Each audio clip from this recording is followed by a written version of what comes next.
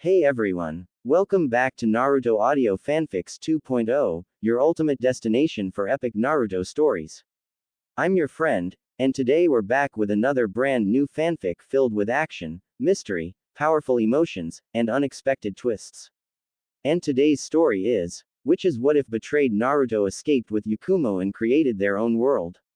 Part 1. A story where destinies change, secrets are revealed, and Naruto's true power leaves everyone speechless.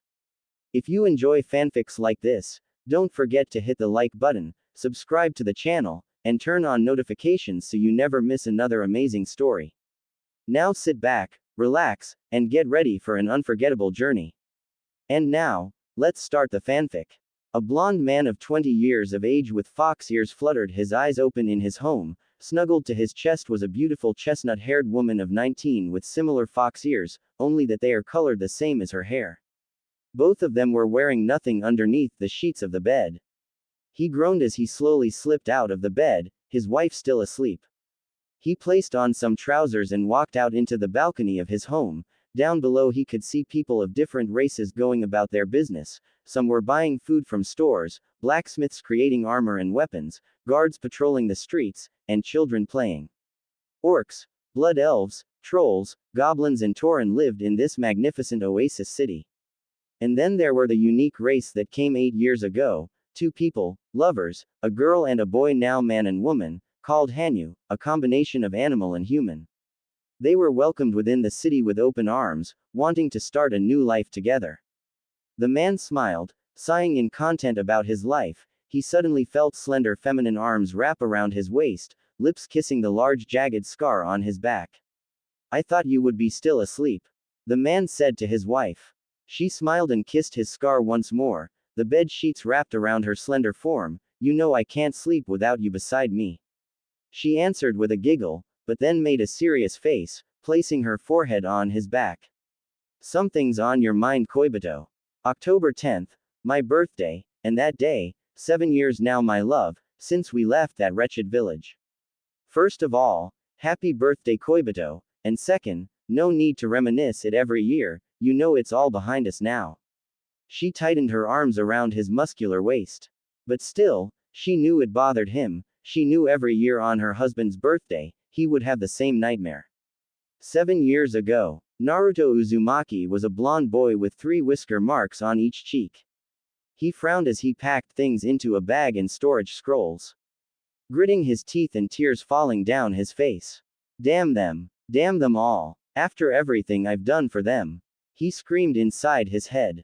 His duffel bag was being packed with the necessities, remembering what had happened a few hours ago. Flashback. A few hours earlier. "What the hell do you mean I'm being banished?" the blond boy screamed at the older people in the room. "You will be quiet, you brat. It is as we say. You are hereby banished from Konoha for the serious injuries you have caused on Uchiha-sama." An elderly woman shouted at him with anger in her voice. He turned to Tsunade, the Hokage and his motherly figure with a pleading look, only for her to close her eyes and bow her head in shame. "No, this can't be happening. No," he thought with his face filled with dread.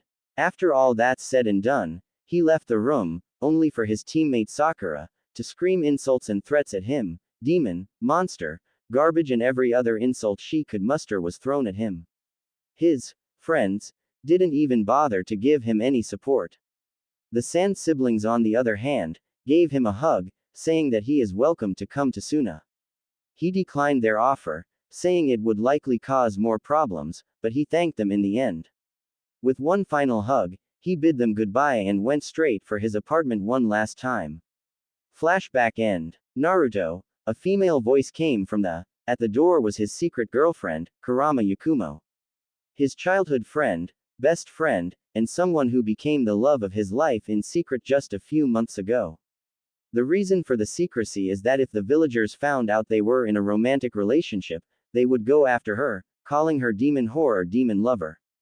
She would be the target of mobs, beatings or worse, rape.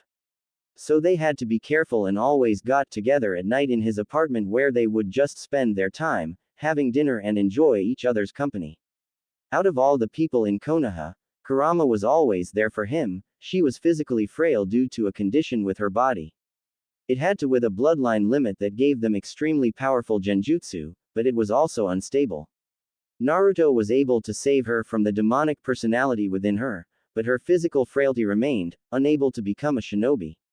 But she didn't care, all that mattered was she got to be with Naruto. She was always there. The first day they met, Naruto was extremely hungry. He wandered around the streets near her home where she spotted him ruffling through the garbage for food. She was saddened at the sight and came out to give him food. He cried that someone for the first time in his life was kind to him. It was also the beginning of a beautiful friendship that would become something more. Over the next years of their childhood, they would spend time with each other. He had never been so happy before, his first true friend in his entire life, and possible his only true friend. I heard about what happened, Koi. She walked in, carrying a duffel bag. Yakumo, what are you doing with that bag? Naruto said, his face dropped the mask of fake smiles and happiness. He would only be his true self around her. The 12-year-old girl walked up to him and placed her lips on his. I'm coming with you. I have nothing here but you, Naruto. My parents are dead. I'm the only one that's left of my family. So I'm coming with you. Naruto returned the kiss. There is no arguing with you, is there? He smiled at her. She was the only one that would ever see his real smile, his radiant, heart-melting and contagious smile. Her lightly colored chocolate eyes gazed at his radiant blue eyes lovingly. You know you can't win this one, Naruto. I'm coming with you. Together forever. You promised me, remember? Flashback. 4 years ago. Naruto. What is it, Yakumo? He turned to his childhood crush. You'll never leave, right? We'll always be together. She looked at him with pleading eyes, her hands gripping his, shaking with fear. He grinned and immediately captured her in an embrace. Yakumo sporting a blush. I promise we'll always be together. That's a promise of a lifetime. End flashback. Naruto kissed her once more. I never go back on my promises to you. He lowered his hands to hers, fingers intertwining. Let's go. I'm done with this place. With that, the couple with bags and storage scrolls with them, left the village, leaving his headband behind. He didn't even bother waiting for the ninja assigned to escort him out of the village, they just left and disappeared without a trace. Tsunade was a wreck. She was originally planning to smuggle him out and give him to Jiraiya so he could train him as long as he could until the banishment was repealed and he could come back. She loved him like a son, he reminded him so much of her deceased little brother Nawaki. But her plans went down the drain when they came to his apartment. There was nothing but the headband he left on the floor the second they entered. Shizune didn't fare any better. She broke down in the apartment crying. Her little brother was gone and there was nothing she could do. They couldn't send search parties as he was formally banished from Konoha. For the next 3 months, she would refuse to speak to anyone, clinging to a picture of her and Naruto when they were at a festival at a nearby town, enjoying themselves, eating cotton candy, playing games. They looked happy. The couple got into a boat at Wave Country. It was going to sail far west, into lands unknown to them. They were going to be as far away as possible. For the next few months out at sea, they kept to themselves in the ship, a few weeks away from land when they circled the new continent from the south into a country called Durotar. From one of the veteran sailors, a storm struck them, ripping the ship apart and both of them nearly dying as they lay on the beach, their hands never letting go of each other. I am not going to let you two die. The Kyuubi said defiantly. This is goodbye, Naruto Uzumaki. I hope you live a good life in these strange lands. The fox demon then unleashed its chakra onto Naruto and Yakumo, their hands still connected to each other. The chakra seeped into them, healing their wounds and mending their broken bones. Their ears begun to move to their heads, turning into fox ears. This is my final gift to you. The fox demon said one last time, before fading away, the seal on Naruto's stomach disappearing forever. He was finally free of his burden. Warchief. An orc warrior called out, survivors from the shipwreck. Thrall, son of Duratan, warchief of the horde and leader of the orcs in Orgrimmar, looked distantly at the beach. There laid 2 young teenagers, a boy and a girl. Laying on the sand unconscious, their bodies still. The orcs ran to the two, and the first thing they noticed were the dog-like ears on their heads. They're not human, a Tauren said, examining their bodies. Their wounds are healing rapidly. I have never seen anything like it. We will take them back to Orgrimmar. There we can treat them properly. Thrall ordered, picking up the blonde fox-eared boy while another orc picked up the brown-haired girl. Naruto fluttered his eyes open. Beside him was Yakumo, asleep as both of them were on a bed. He sat up, until he heard a voice. "Be still, boy." He turned to his right and looked at a blue-skinned humanoid-looking man with tusks coming out of his mouth. "Ah, you have never seen a troll before." Naruto shook his head. "Well, I have never seen your kind before, with fox ears." He widened his eyes and felt his head. He was right, he did have fox ears. He didn't know what to make of it. He then realized that they were shipwrecked because of a storm. The Kyuubi must have kept them alive. He tried talking to him, but to no avail. He must have sacrificed himself to and gave them his chakra, in turn giving them fox ears. "The war chief is here to see you, boy," the troll said. "By the way, my name is Vol'jin." The troll named Vol'jin walked out of the door, and in turn a green-skinned man with large teeth walked in, smiling. He sat down on the chair. "How are you, boy?" "I'm okay. Thank you for saving me and my girlfriend. You are lucky we found you. I am Thrall, son of Duratan, warchief of the Horde. You are in a hospital in Orgrimmar, our capital city of Durotar. What is your name, boy?" "My name is Naruto." He didn't even bother saying his last name, "and the one lying beside me is Yakumo, my girlfriend. We left our old home to start a new life together, but..." Thrall nodded. "I understand, you know your name is strange in these lands. You two are awfully young to be on your own. Where are your parents?" "We're orphans," he told him with a straight face. Thrall admired his strength. He smiled as they talked some more. Naruto telling him about his life in a village called Konoha, in the elemental lands to the east. Yakumo woke up and spotted her love, Naruto. She lunged at him, crying onto his chest. The blonde Hanyu sighed and hugged him, patting her head, and in turn her fox ears. She looked up at him with widened eyes, placing her hand on the fox ears she now has. "Oh my Kami, I have fox ears." "Oh Kami, you have them too." Thrall just laughed, finding this whole thing amusing. It had been a year since they had arrived. With the valuable possessions they thanks to storage scrolls they had on them, they traded it for a lot of money, enough for them to buy a house at the top of Orgrimmar. For the first time in their life, they truly felt at home together. Naruto, wanting to repay Thrall, joined the Horde. He trained to become a blade master. The couple had become close to Thrall. He had become a father figure to Naruto, so much so he actually adopted him into his family and clan. As he was adopted into the family and the Frostwolf clan, he was given an orc name, Nakasuv, which means little fox. Naruto was a natural with a battle axe. The weapon was so unique to him, yet felt natural at the same time. At age 17, he joined the war against the Scourge, fighting side by side with the Horde. Like his namesake in his native tongue, he was a maelstrom in battle. The war with the Scourge was also the time he got his weapon that made him famous among the Horde. Like the weapon he wielded, he was nicknamed the Maelstrom Fox of Shadowmourne, for he was cunning like a fox, but a maelstrom in battle with his axe Shadowmourne. But when he first wielded it, it began to glow orange and red with energy instead of blue. Naruto realized it was the Kyuubi's chakra that was powering it. Because of it, Shadowmourne was changed forever. Its runes glowed red and orange with power. No longer did it need to feed on the souls of its enemies.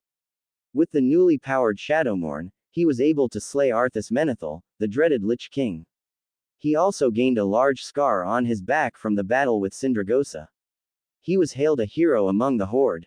It was also a momentous day for him. It was also the day he took Yakumo as his wife. The wedding was grand. Chieftains from different clans of the Horde came. Sylvanas, Windrunner of the Forsaken, also came to the wedding, thanking Naruto for killing Arthas. They then became close friends and allies. A year had passed since their marriage. Yakumo absolutely loved it in Orgrimmar. Thanks to the Kyuubi, she was no longer physical frail. She took up as a genjutsu mistress, continuing her arts of illusion as well as a blade mistress with her katana crafted with the help of her husband. No longer was she Kurama Yakumo, she was now Yakumo, wife of Naruto, son of Thrall and member of the Frostwolf clan. Their lives came for the better. The defeat of Deathwing during the Cataclysm and Thrall's marriage to Agra along with their first child Durik. Naruto was extremely happy he would be having a younger sibling. The husband and wife along with the rest of the Horde and Alliance were shocked with the discovery of the Pandaren race. Naruto and Yakumo were surprised at how similar in culture they were to the elemental nations. But either way, much like Naruto and Yakumo, they were. The day the Horde was plunged into civil war thanks Garrosh Hellscream was one of their hardest days yet. He was a tyrant the day he became warchief of the Horde. Orgrimmar was under siege that day. They temporarily allied with the Alliance forces in order to stop Garrosh's madness. Many lives during Garrosh's reign, the city of Theramore was destroyed by a mana bomb Garrosh concocted. And then he attacked Pandaria at the Vale of Eternal Blossoms, using the pool to unleash the Shaw of Pride from the heart of Yasharj and corrupting the Vale. Many Pandaren died that day. He then tried to assassinate Yakumo, who was loved by the Horde for her strength and kind and gentle nature, and would eventually blame it on the Alliance, hoping to fuel the fires of war with her death. Thankfully Vol'jin saved her. Naruto was eternally grateful for that. Their friendship grew to that they became blood brothers. Garrosh even used beasts of great evil to fuel his army, creatures of the old gods. Garrosh proclaimed they were the true Horde, what the Horde should have been. Naruto and Yakumo fled to Pandaria with Vol'jin and the rest of the Horde forces who disagreed with Garrosh. They formed the Darkspear Rebellion, an open Horde rebellion. After regrouping their forces and acquiring allies, they took the fight back to Orgrimmar, and finally stopping Garrosh's tyranny. Thrall walked up to the defeated Garrosh, who was currently on the floor, wielding his iconic weapon, the Doomhammer. "You disappoint me, Garrosh. You are not worthy of your father's legacy," he said, but then turned to his Naruto and nodded. Naruto walked up, looking down with fury at Garrosh. "You tried to assassinate my wife, hoping to pin the blame on the Alliance to further your goals. I will never forgive you for that." He raised Shadowmourne and swung it down to his head, but was stopped by the sword of King Varian Rin, frowning at him. "His punishment is not for you alone to decide," the King of Stormwind declared. Naruto growled at the human king, "I won't let you take him. We have all suffered from his atrocities. My people, more than any other." Taranju's face was that of sadness. "Let him stand trial in Pandaria. There, we will mete out justice for all." Varian nodded to Naruto and withdrew his sword Charlemagne, while Naruto withdrew Shadowmourne and walked back to his wife's side, in each other's embrace. "It's finally over," Yakumo sighed in relief. "Her husband is alive." Vol'jin looked to Thrall. "The Horde needs its true warchief now, more than ever." "Yes, but it was you who held the Horde together during this madness." Thrall turned to the jungle troll. "It was you that protected our honor. From this day forward, Vol'jin, if you lead, I will follow." Thrall then bowed to him, declaring Vol'jin the new warchief of the Horde. Vol'jin gasped, "I am not worthy." The Horde leaders bowed. Naruto and Yakumo smiled at their close friend, and bowed to him as well. "But I will give my all, for the Horde." Varian approached them once more after Garrosh was taken away. "I will speak your warchief." The orcs parted and revealed Vol'jin kneeling in the middle. Varian widened his eyes at this. "I speak for the Horde." Vol'jin replied. "Very well." Varian said, disgruntled that he won't be speaking to Thrall. "The Horde has committed heinous crimes, Vol'jin." He stabbed Charlemagne to the floor and walked up the jungle troll, "But some among you fought against Garrosh's tyranny. For that, I am willing to end this bloodshed." He walked away, "But know this, if your Horde fails to uphold honor as Garrosh did, we will end you." After those events, the Alliance Horde war ended and Garrosh's trial commenced. But ultimately, by some unknown factor, Garrosh escaped and disappeared with a trace. 2 years since the war ended, all of this half of Azeroth was at peace while little news from sailors of the elemental nations was brought in. Surprising news was that Naruto's friend Gaara became Kazekage. They also rebuilt their home, which was destroyed during Orgrimmar's siege. The house was rebuilt to what it was before it was destroyed. 2 years after the war, on November 15, Yakumo gave birth to their first child, a daughter. Naming her Kyo, she had purple hair much like her deceased grandmother, Yakumo's mother. But had Yakumo's face with unique purple eyes, possibly a Hanyu trait. It was a momentous occasion for all of Frostwolf clan. A child had been born. Just like her parents, she purple fox ears on her head. Life was really looking up for them. Present time. 8 years after banishment. 8 years, Yakumo, Naruto sighed. His wife just smiled. "I'm here, Naruto Koi. We are a family now, remember?" He sighed once more, and turned around. hugging his wife who was wearing nothing but the bed sheets around her body. You're right. They then heard crying from the other room. Yakumo then quickly put on a dress and rushed to the other room where their daughter was crying. She was now 11.5 months old, turning one next year old month. Shish, there, Mama's here. Yakumo picked up her daughter and started rocking her, humming a tune.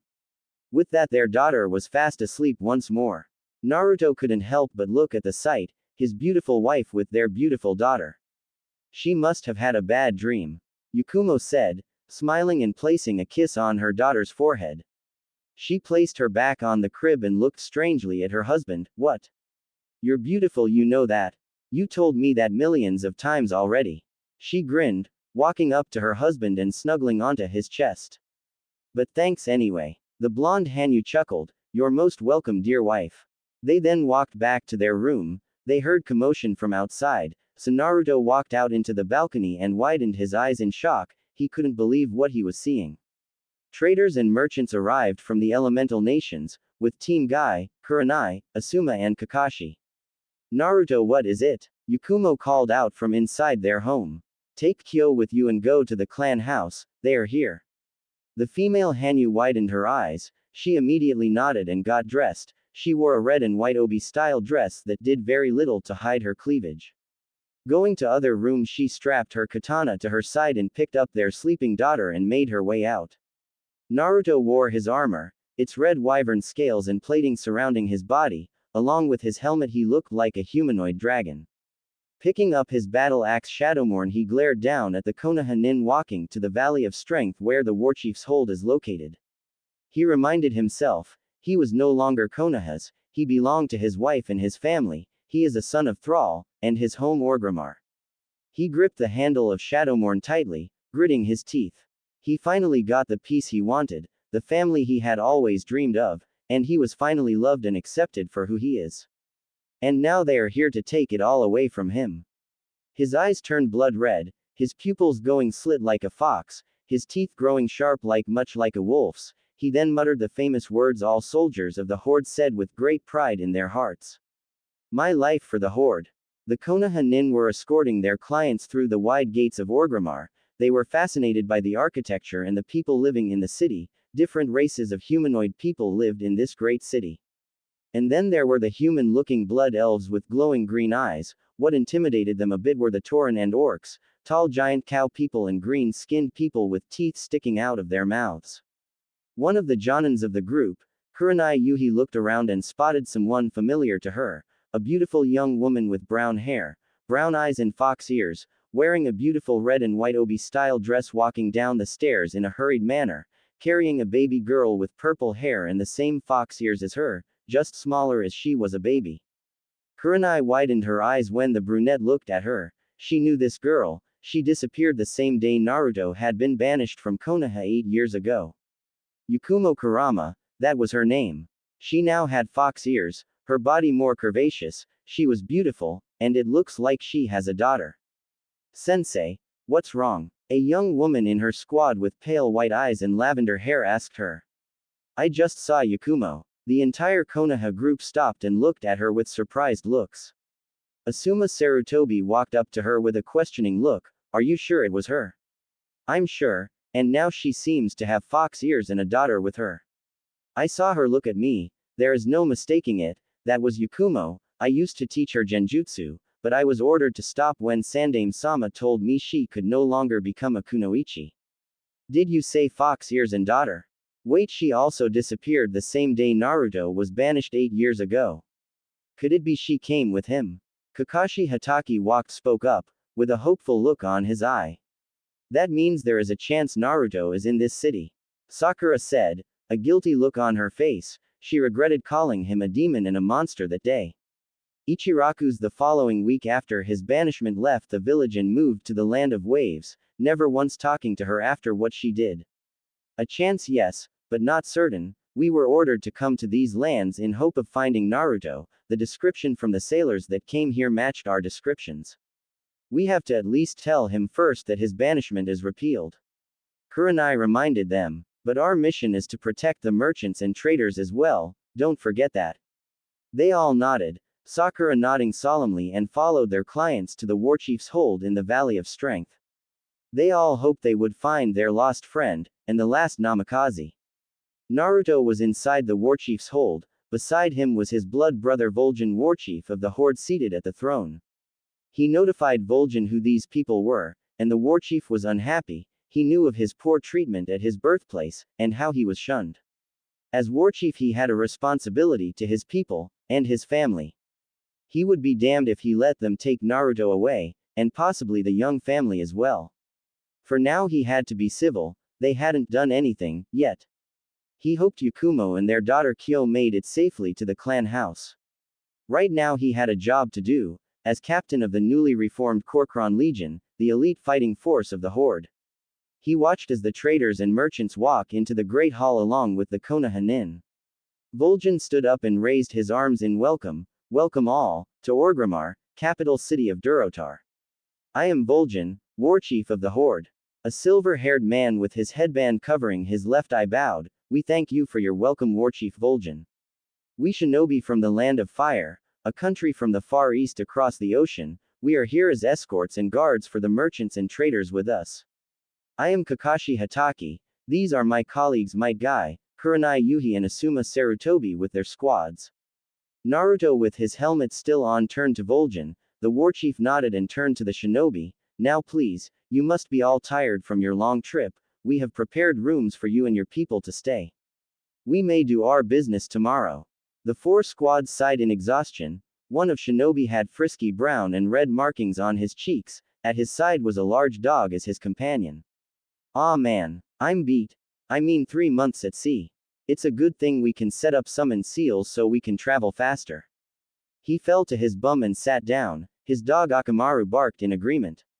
At least while guarding the merchants we can also look for that idiot Naruto. Many of the orc and troll guards tensed, calling the captain an idiot so openly. They had to control themselves or else create an international incident. Can you keep it down, Kiba? We are all trying to rest.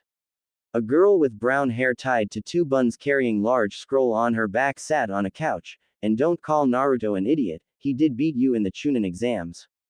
He just got lucky. Kiba snapped at her. Besides, that dead last won't be able to beat me, not this time. Naruto kept a straight face in the room, but many of his men knew he was mad. He just walked past the shinobi and made his way out of the building. He had to go see his family. Yakumo was with Agra inside the clan home of the Frostwolf clan. Thrall was on official business in Silvermoon City in the Eastern Kingdoms. She was playing with her daughter, actually her daughter playing with her mother's fingers, smiling and making sounds. Naruto walked in and placed his helmet down and started growling, "Rog!" He roared, taking out Shadowmourne and completely destroying a table in the room. He was fortunate Kyo did not cry and just laughed, mistaking it for her father playing around. Yakumo, on the other hand, was extremely worried. Go to him, daughter, I will watch over Kyo. Agra said. The female Hanyu nodded in thanks and quickly rushed to her enraged husband's side, enveloping him in an embrace. Naruto managed to calm down a bit, but his breathing was still erratic. They're here, he muttered, placing his arms around his wife, shaking in anger. Shish, I'm here, Koibito, I'm here. We'll face this together. Yakumo just whispered to him, her voice like a soothing song to her husband's ears, calming his rage. They fell to their knees, in each other's embrace. Tears were welling in the man's eyes. This isn't fair, we came here to be away from them. I know, Yakumo whispered, we will all face this together, besides Vol'jin won't let this happen, you two are brothers for ancestors' sakes. He sighed, wiping his tears away, you're right, it's just seeing their faces. I know, Naruto, I know. Yakumo gave him a small smile, kissing her husband. His rage finally subsiding. I pity those who anger him when you are not around, Yakumo, for only you can calm his rage. Agra said in a serious tone. Another thing, Sasuke wasn't with them, it was a different member for Team 7, he had black hair as well but his face devoid of emotion. Naruto said. We'll just have to wait and see what happens next, Naruto. Agra replied. Hinata Hyuga, heiress to the Hyuga clan, was pacing in her room. With her were the other girls sleeping as her roommates along with her sensei Kurenai. She was worried, What if that baby Yakumo holding was Naruto's child? What if they were husband and wife? She did not want to believe it. Hinata, I know what you are thinking. Kurenai called out, making her stop pacing. Sensei, I'm scared, what if that baby is Naruto's? Those words struck Sakura. Could he have found love here? But she remembered Naruto was head over heels for her. She then remembered he stopped pursuing her months before the Chunin exam started. Just what happened? I don't know, Hinata, maybe he found love here. Kurenai did not want to say it, but it was the truth. Hinata never found the courage to tell him, and now she was probably too late. The pale-eyed girl sat down on the bed, tears welling in her eyes. Tenten sat beside her to comfort her, rubbing her back as the Hyuga heiress cried. The next day the merchants and traders from Konoha begun trading their wares in the market square. The Konoha shinobi were given a break and begun exploring the magnificent city. Tenten of course bought all the unique weapons she could afford with the money she had on hand. Ever since merchant ships started arriving in Durotar, the horde had begun to prosper even more with the new technology they had been given. One of those technologies was the fuel engine. With it they could fuel their vehicles. Electricity was not needed seeing as they used energy crystals that were mined all over. Medical techniques were also traded to the horde, allowing them to save more lives. The rest of the Konoha rookies were going about their own business, and secretly looking for Naruto. They were now sure he was in the city. Kakashi spotted the same dragon-scaled armored soldier with the warchief from yesterday. He was currently with an extremely large wolf with a saddle on its back. The soldier was feeding the black-furred wolf with a lot of meat placed on a large bowl. After feeding the wolf, he got on the saddle, and rode towards one of the large houses. The banner on the houses depicted a snow wolf. There he saw the missing heiress of the Kurama clan of Konoha, with her daughter. There Kakashi's eyes widened when he saw the smile of the baby girl, it the exact same smile Naruto had. There was no mistaking it now, that baby is Naruto's daughter, and Yakumo is the mother. Kakashi, what is it? Kurenai approached him. He gave her a serious look. That baby, it has the same smile Naruto has, there is no mistaking it, that is his daughter. Kurenai widened her eyes at the revelation.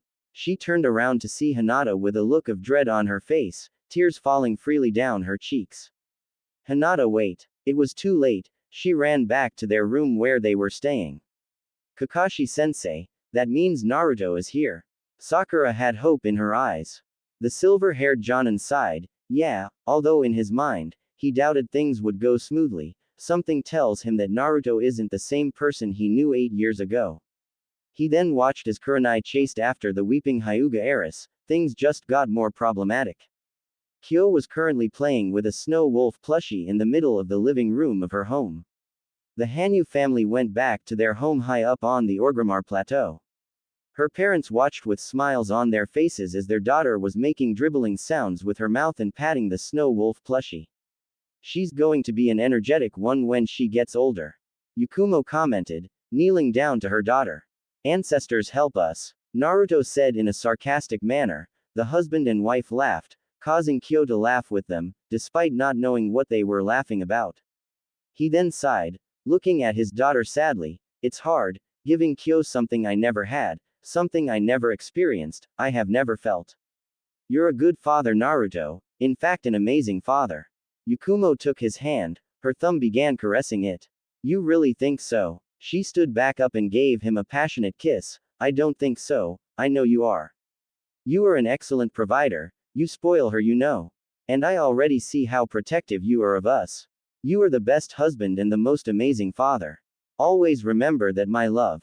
He smelled the sweet scent of her hair, the scent of a flower. How is it that you can always cheer me up when I am down? Yakumo giggled. Simple, I'm your wife. Baba baba baba. Kyo mumbled loudly as she played with her snow wolf plushie. See, even Kyo agrees you're an amazing father. He sighed in content, an arm around his wife's waist as they watched their daughter play with the plushie. Neji didn't know what to do. Her cousin was a complete wreck after finding out Naruto was married to Yakumo and had a child with her. She refused to come out of her room where they were staying in Orgrimmar. He honestly didn't blame Naruto though. He knew he was shunned all his life and couldn't notice that Hinata was in love with him. How could he when too many people hated him for what he held inside him? The abuses, the annual fox hunt on his birthday, and the hateful stares people would give him. He could guess that somehow, deep inside Naruto, he was happy he got banished, he finally got his freedom he had always wanted. He felt bad that he and the rest of the Konoha rookies were ordered to bring him back. He did not want to, he wanted to leave Naruto alone and live in peace with his family. But right now, he had to comfort his cousin, who was currently crying hysterically.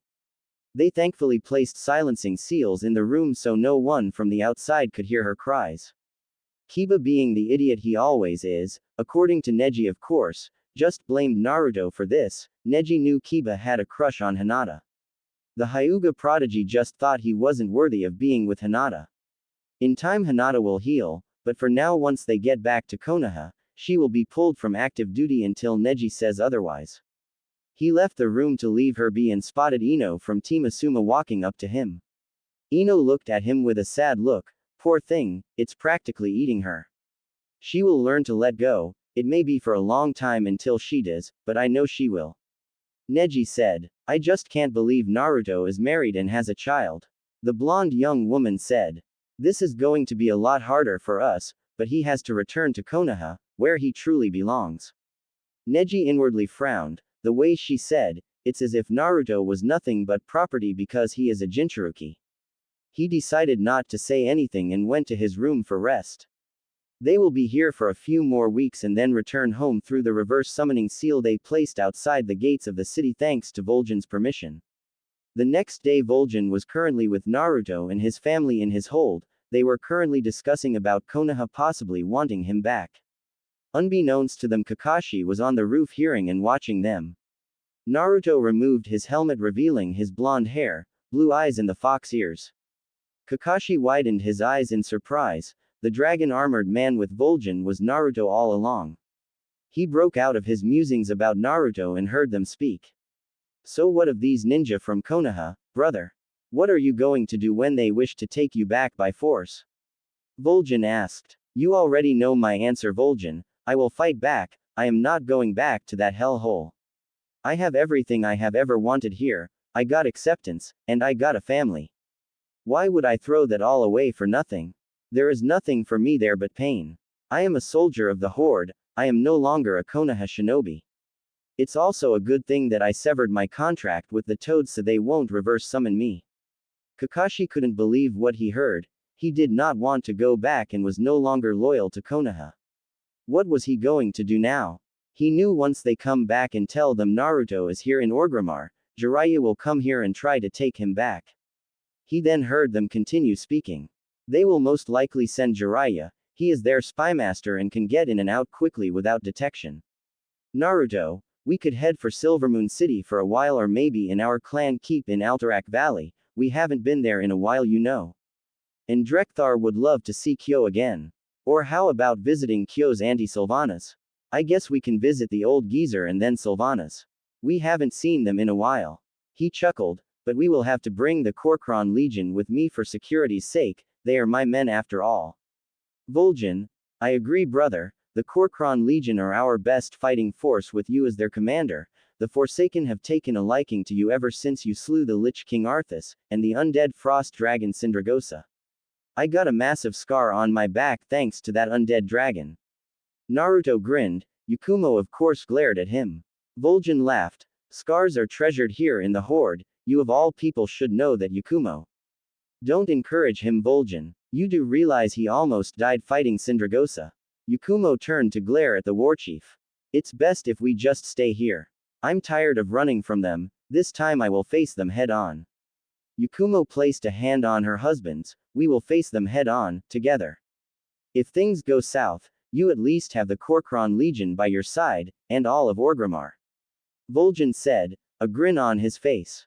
Thank you Vol'jin. Naruto nodded to the warchief. You are my brother Naruto, I will always be by your side. Kakashi gulped nervously. Not only was Naruto a loyal soldier of the Horde, but the overall commander of their most elite soldiers. Tsunade is going to throw a fit, heck she might come here herself. He heard enough and returned to the inn. So that guy with the awesome dragon armor is Naruto. I find that hard to believe, he's supposed to be an idiot. Kiba screamed. A broadsword was then thrown at him and hit the wall, missing 3 inches from his nose. A group of Horde soldiers were growling at Kiba, approaching him. They were from the Korkron Legion, the Horde's most elite soldiers.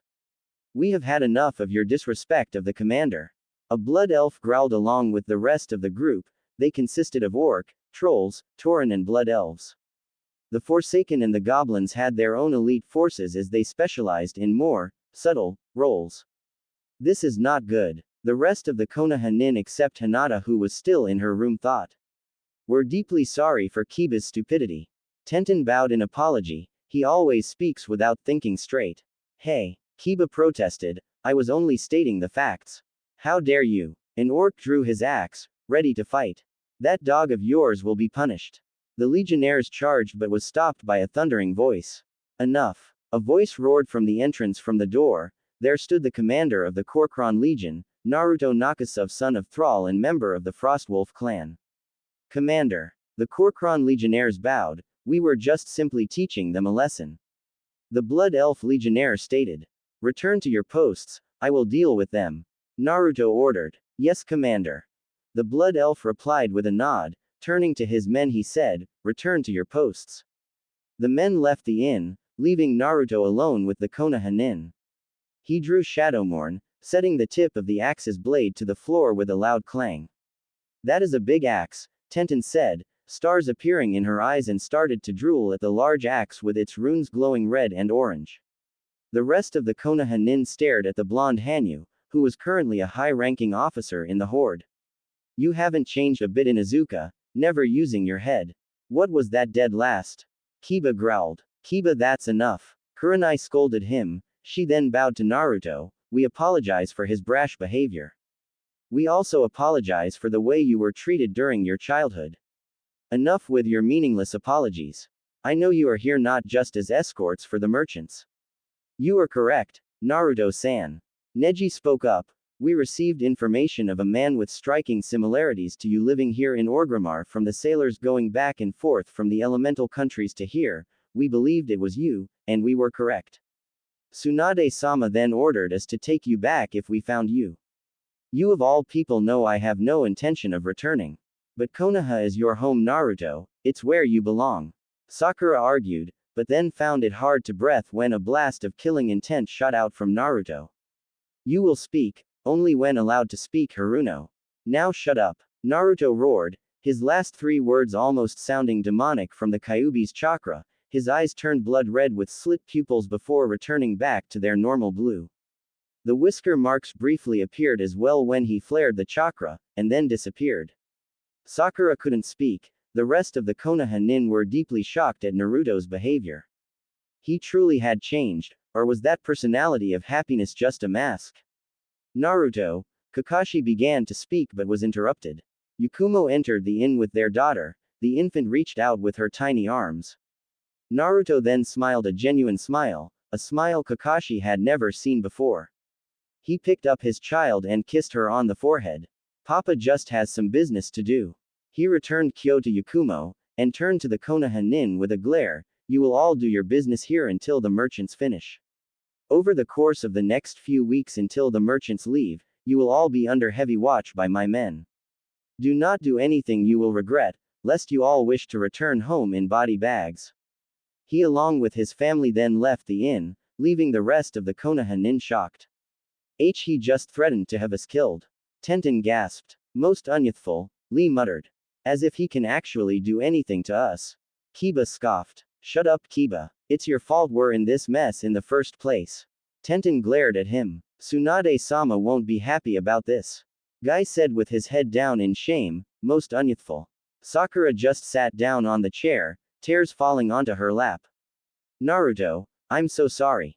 3 weeks went by. Naruto watched as the people from Konoha along with their merchant clients disappear with a poof of smoke from the transportation seal. With them returned to Konoha, they will definitely tell Tsunade about all of this. He is going to need to prepare the Legion for Jiraiya's arrival, and possibly Tsunade as well. He would like to avoid a bloodbath inside Orgrimmar, but that might be unavoidable considering how temperamental Tsunade can be. Whatever it is, he will be ready.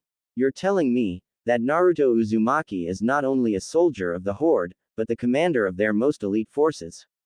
Tsunade said, her hands were shaking. This was news to her. Since Naruto left, she hadn't heard from him in 8 years. Kakashi nodded. Yes, Tsunade-sama, and he has gotten certainly stronger. The pictures here show his Hanyu traits from him and his wife and daughter.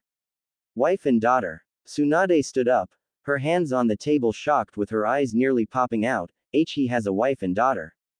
Hi Tsunade-sama. He is currently married to Yakumo Kurama, who disappeared on the same day Naruto was banished, and they have a daughter named Kyo. Kakashi said, gulping down nervously. Tsunade sighed, and sat back down in defeat. Unbelievable. So, mission aside, how is he, Kakashi? I have to know. Honestly, I have never seen so happy before. The smile he gave his wife and daughter was a smile he never gave any of us. I think he was wearing a mask of fake happiness the entire time, and pretended to be an idiot. Kakashi gave the blonde Hokage a solemn look. I see, you are dismissed. Shizune, who was in the room listening the entire time, looked at her mentor with a desperate look. He is coming back, right? I don't know, Shizune. I know we're being selfish, but he seems so happy there. Didn't you hear? He got the family and happiness he's always wanted. We should at least see him, Tsunade-sama. He is also family after all. Tsunade nodded. We will, Shizune, I promise you that. Just then an Anbu came in, with an auburn-haired woman with silver eyes, escorted by a teenage girl wielding a bow. The girl looked like a Persian princess.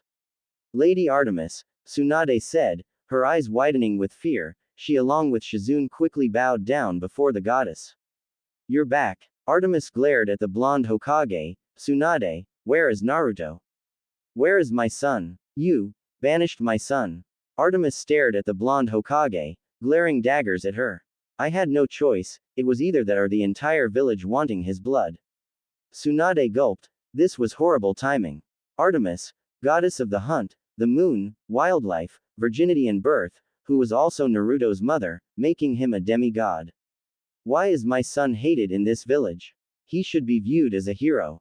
The people thought otherwise. Because of the Kyuubi sealed into him, they thought he was the Kyuubi incarnate. Artemis gripped her bow. She was tempted to just eradicate this entire village from the face of the earth. But she knew Minato wouldn't want that. She knew how much her husband loved this village, but the people here somehow became toxic, damning her baby boy to a life of suffering.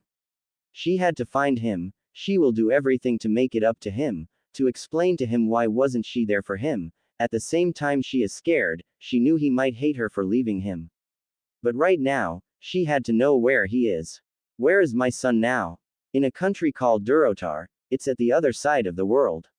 He swore his loyalty to that country and its warchief. He's married now, even has a daughter.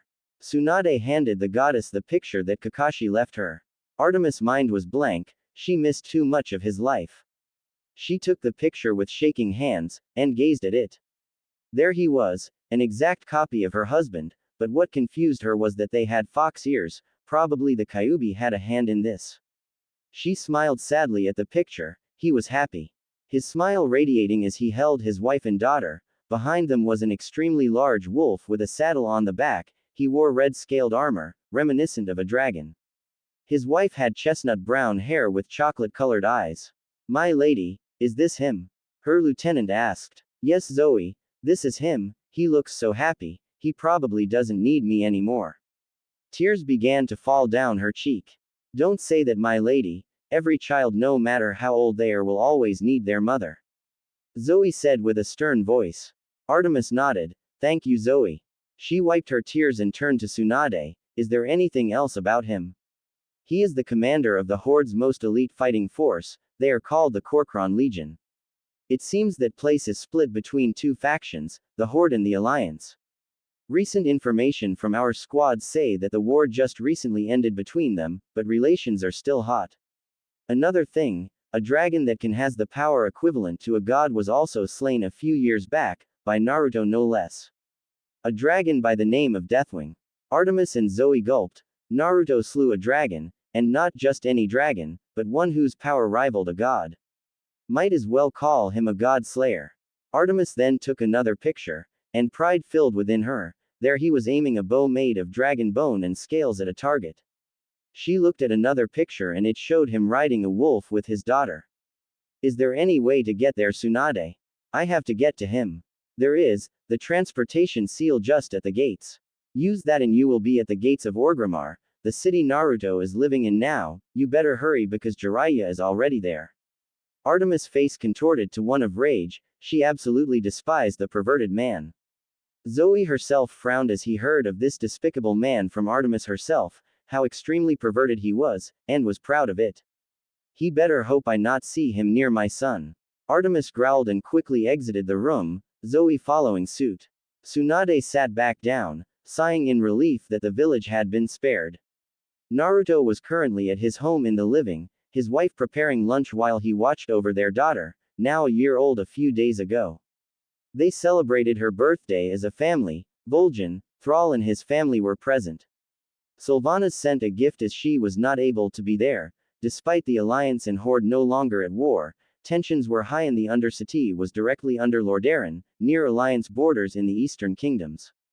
Naruto sat on the couch while Kyo was walking around the living room. The day she turned 1 was the day she finally learned how to walk. It was a happy day for the parents and they cheered. She was also a messy eater, placing her entire face on the cake. She was now playing with all her new toys that she got on her birthday. They ranged from stuffed toys to little rockers. Naruto smiled but then frowned. He sensed a presence, a familiar presence. The man he did not want to see at all, and his annoying voice. Nice place you got here, Gaki. Naruto stood up and faced Jiraiya standing at his home's balcony. He walked up to him and caught Jiraiya off guard by kicking him, making him fall down the balcony and onto the ground down below. He jumped down with Shadowmourne in hand and stabbed the axe to the ground, the blade just half an inch from the Toad Sage's neck. You have a lot nerve coming here, Jiraiya. Commander. Many legionnaires rushed up and pointed their blades and bows at the white-haired man. Naruto, I just came here to talk. Jiraiya said in a panic. He did not believe Naruto had changed and still assumed he was the overly cheerful boy from before. Naruto, Akatsuki are looking for you. You need to come back to Konoha so we can protect you better. Like hell I am. Naruto roared, his hand gripping Shadowmourne tighter. I am more than capable of facing them, you damned hermit. I would like to see them try and attack the Horde. The Korkron Legion roared in agreement. Jiraiya gulped. He was in a pinch. He was surrounded by dozens of soldiers and Naruto with his axe's blade just half an inch from his neck. If he makes the wrong move, he is done for. He can't even risk moving his hands unless he wants to lose them.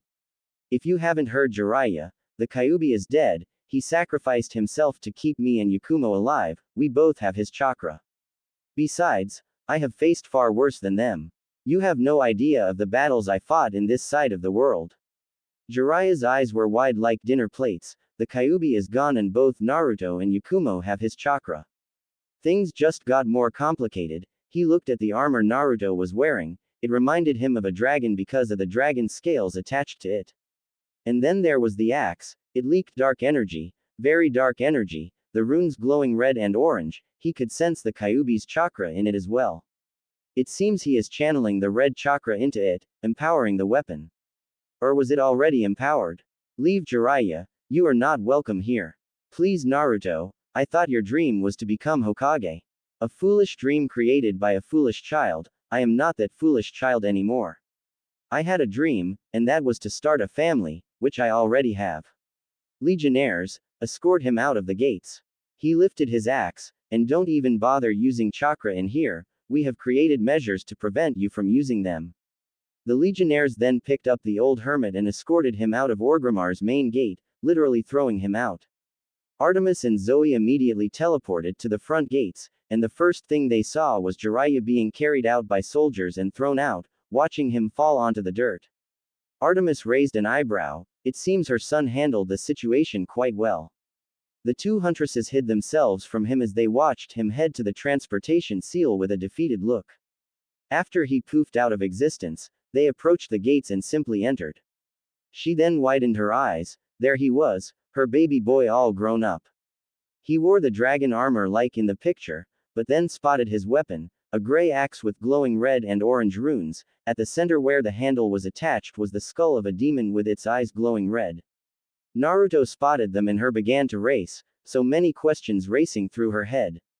Naruto approached them. What are Alliance Rangers doing here?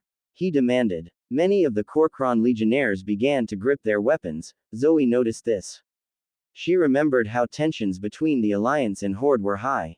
She understood that perfectly. We're not with the Alliance, Naruto. Artemis replied. The Korkron commander narrowed his eyes. Who are you? My name Artemis, and this here is Zoe. As to who I am Naruto, I am your mother. Yakumo entered the scene with Kyo in her arms, and the words she heard was that this woman was her mother. Her eyes widened in shock at the declaration, as is the rest of the legionnaires in the area. A lot of questions were going to be asked. So let me get this straight, you are a goddess from another world, and that makes me a demigod. Naruto said, I find that hard to believe. If you really are my mother, then where the hell were you? Artemis flinched. I wasn't allowed to raise you. Why not? Naruto roared, growling as his eyes turned blood red and pupils going slit. Vol'jin, who was listening and watching the whole thing, stayed quiet. My father Zeus, your grandfather passed a law that prevented gods from raising their demigod children. He feared if that happened demigods would get too powerful and would overthrow him. The warchief looked into her eyes, he then spoke. She is not lying, Naruto, no matter how far-fetched this all is. It is not uncommon that she could be from another world, you know that. The orcs are originally from Draenor, that means there is a portal in the elemental nations, much like the dark portal. So it was because of him, that you could not raise me. Artemis nodded. Then by my hands, he will die. Artemis and Zoe gasped at the declaration. Little brother, do you realize what you are saying? You are planning to wage war on Olympus. Zoe tried to change his mind. So what if I am? That pathetic excuse for a king is nothing but a paranoid old fool. Because of him, my childhood was hell. He is right, little huntress. Vol'jin interrupted. This Zeus, he must deposed. What's not to say he plans on killing your brother, knowing how powerful he is now, he will not hesitate. And by attacking a horde citizen, a soldier no less, is grounds for war. We are not afraid of gods, we have killed gods before, what is another? Artemis began to weep. I'm sorry, my son, I should have stayed. Naruto knelt down and hugged her. I forgive you, the one who should pay is your father. He is a powerful god, Naruto. So was Deathwing, and he was considered a god. He wanted to destroy this world, causing a great many cataclysms. Yet he was defeated by our combined forces. If anyone can defeat your father, we can. Zoe respected him, even though he was male and the huntresses of Artemis were known their world to hate males, she respected her younger brother. He was an honorable bow, no, not boy, man. I see you have grown into a fine man, little brother. He smiled at her. I endured, that's why. Though there are still a great many things I wish to experience. He said, looking at his mother, like what it feels like to have a mother. Artemis sniffed, her eyes leaking out more tears. She tightened the hug on her son. I promise, I will make it up to you, that is a promise of a lifetime. Yakumo, who was there as well, just stayed quiet, smiling at the scene. Just by hearing Artemis say, a promise of a lifetime. She knew that she was her mother. She then stood up and walked up to them. I think somebody wants to meet you. She handed Artemis her daughter. Kyo, meet your grandmother. Artemis took her. The child didn't even cry and just smiled. She's beautiful, she said. Baba baba baba, Kyo mumbled. Zoe giggled. Was that her first word? No, it was mama actually. Naruto shook his head with a chuckle. Mama, Kyo shouted. See, indeed, little brother. You told me, Mom, you and the huntresses were man-haters. I expected you to hate me, not accept me. I am loyal to Lady Artemis, and I somehow already knew you would be a good man. And plus, you are family. Thank you, older sister. Naruto smiled. I suspect I would have to come to this camp you were talking about earlier. Unfortunately, it is usually required for all demigods to come. Honestly, I hate that place. Zoe grumbled. I can imagine, but I worry that my wife and daughter are not welcome. I will make sure that you are welcome, Naruto. Chiron, the camp administrator, will allow them in. Artemis reassured him. When the time comes, the Korkron Legion will march in. They are my men and my charge. I believe the Horde establishing an outpost there will benefit us greatly. Vol'jin said. Agreed. Naruto nodded. It will also show them that we are a force to be reckoned with. My father Zeus will not be happy. Naruto's mother reminded them. He can complain like a spoiled child all he wants. He will think twice before messing with me and my family. Naruto declared. There is also another one you should be wary of, Heracles. Because of him, I lost my immortality. He just used me in order to complete his quest. Zoe growled. Then when I see him he will die as well. Naruto growled with his sister. Naruto, I know you are a man with honor, but please try to keep the killing to a minimum. You will attract unwanted attention. Yakumo said, giving him a small glare that caused him to gulp. Yes dear. Artemis and Zoe giggled. At least he is wise enough to listen to his wife. So how long will you two be staying here? A few days wouldn't hurt. I have a reinforced shadow clone doing my job until we get back. Your other sisters are at Camp Half-Blood as we speak. Yakumo nodded. I see. Well, you are both welcome to stay at our home. We have a few guest rooms in there. And don't worry about the soldiers, especially the men here in Orgrimmar. They are not glaring at you because you two are women, but because you look like Alliance Rangers like Naruto mistaken you both for. Tensions are still high. We understand. It's surprising that my son already fought in a war already. Artemis replied, by the way, this stuffed toy Kyo has is really nice. She got that from Sylvanas a few days ago, she just recently turned 1. Sylvanas is a dark ranger of the Forsaken, and her archery skills here in Azeroth have met no equal. She is a brilliant commander, but also ruthless. Best not to get on her bad side, even I have trouble fighting her whenever we get the chance to spar. She has ways of countering attacks from those far more powerful than her. You seem to respect her greatly. Zoe noted. I do. She is a great friend but also a terrible enemy. She shows no mercy to anyone who crosses her. Well, enough of this, we should all head back to our place, it's getting late. Vol'jin, I will see you later. The warchief nodded. Of course, brother. So you were thrown out of the city, and before that, you broke into his home. Do you realize how stupid you are by doing that? Tsunade glared at the toad hermit currently on his knees. Jiraiya nodded in shame. Not only that, but Lady Artemis is back. Jiraiya widened his eyes. Oh Kami. She is most likely taking him back to her world. I do not want to cross her, so as much as I hate to say it, Naruto is out of our reach. But he's the child of prophecy.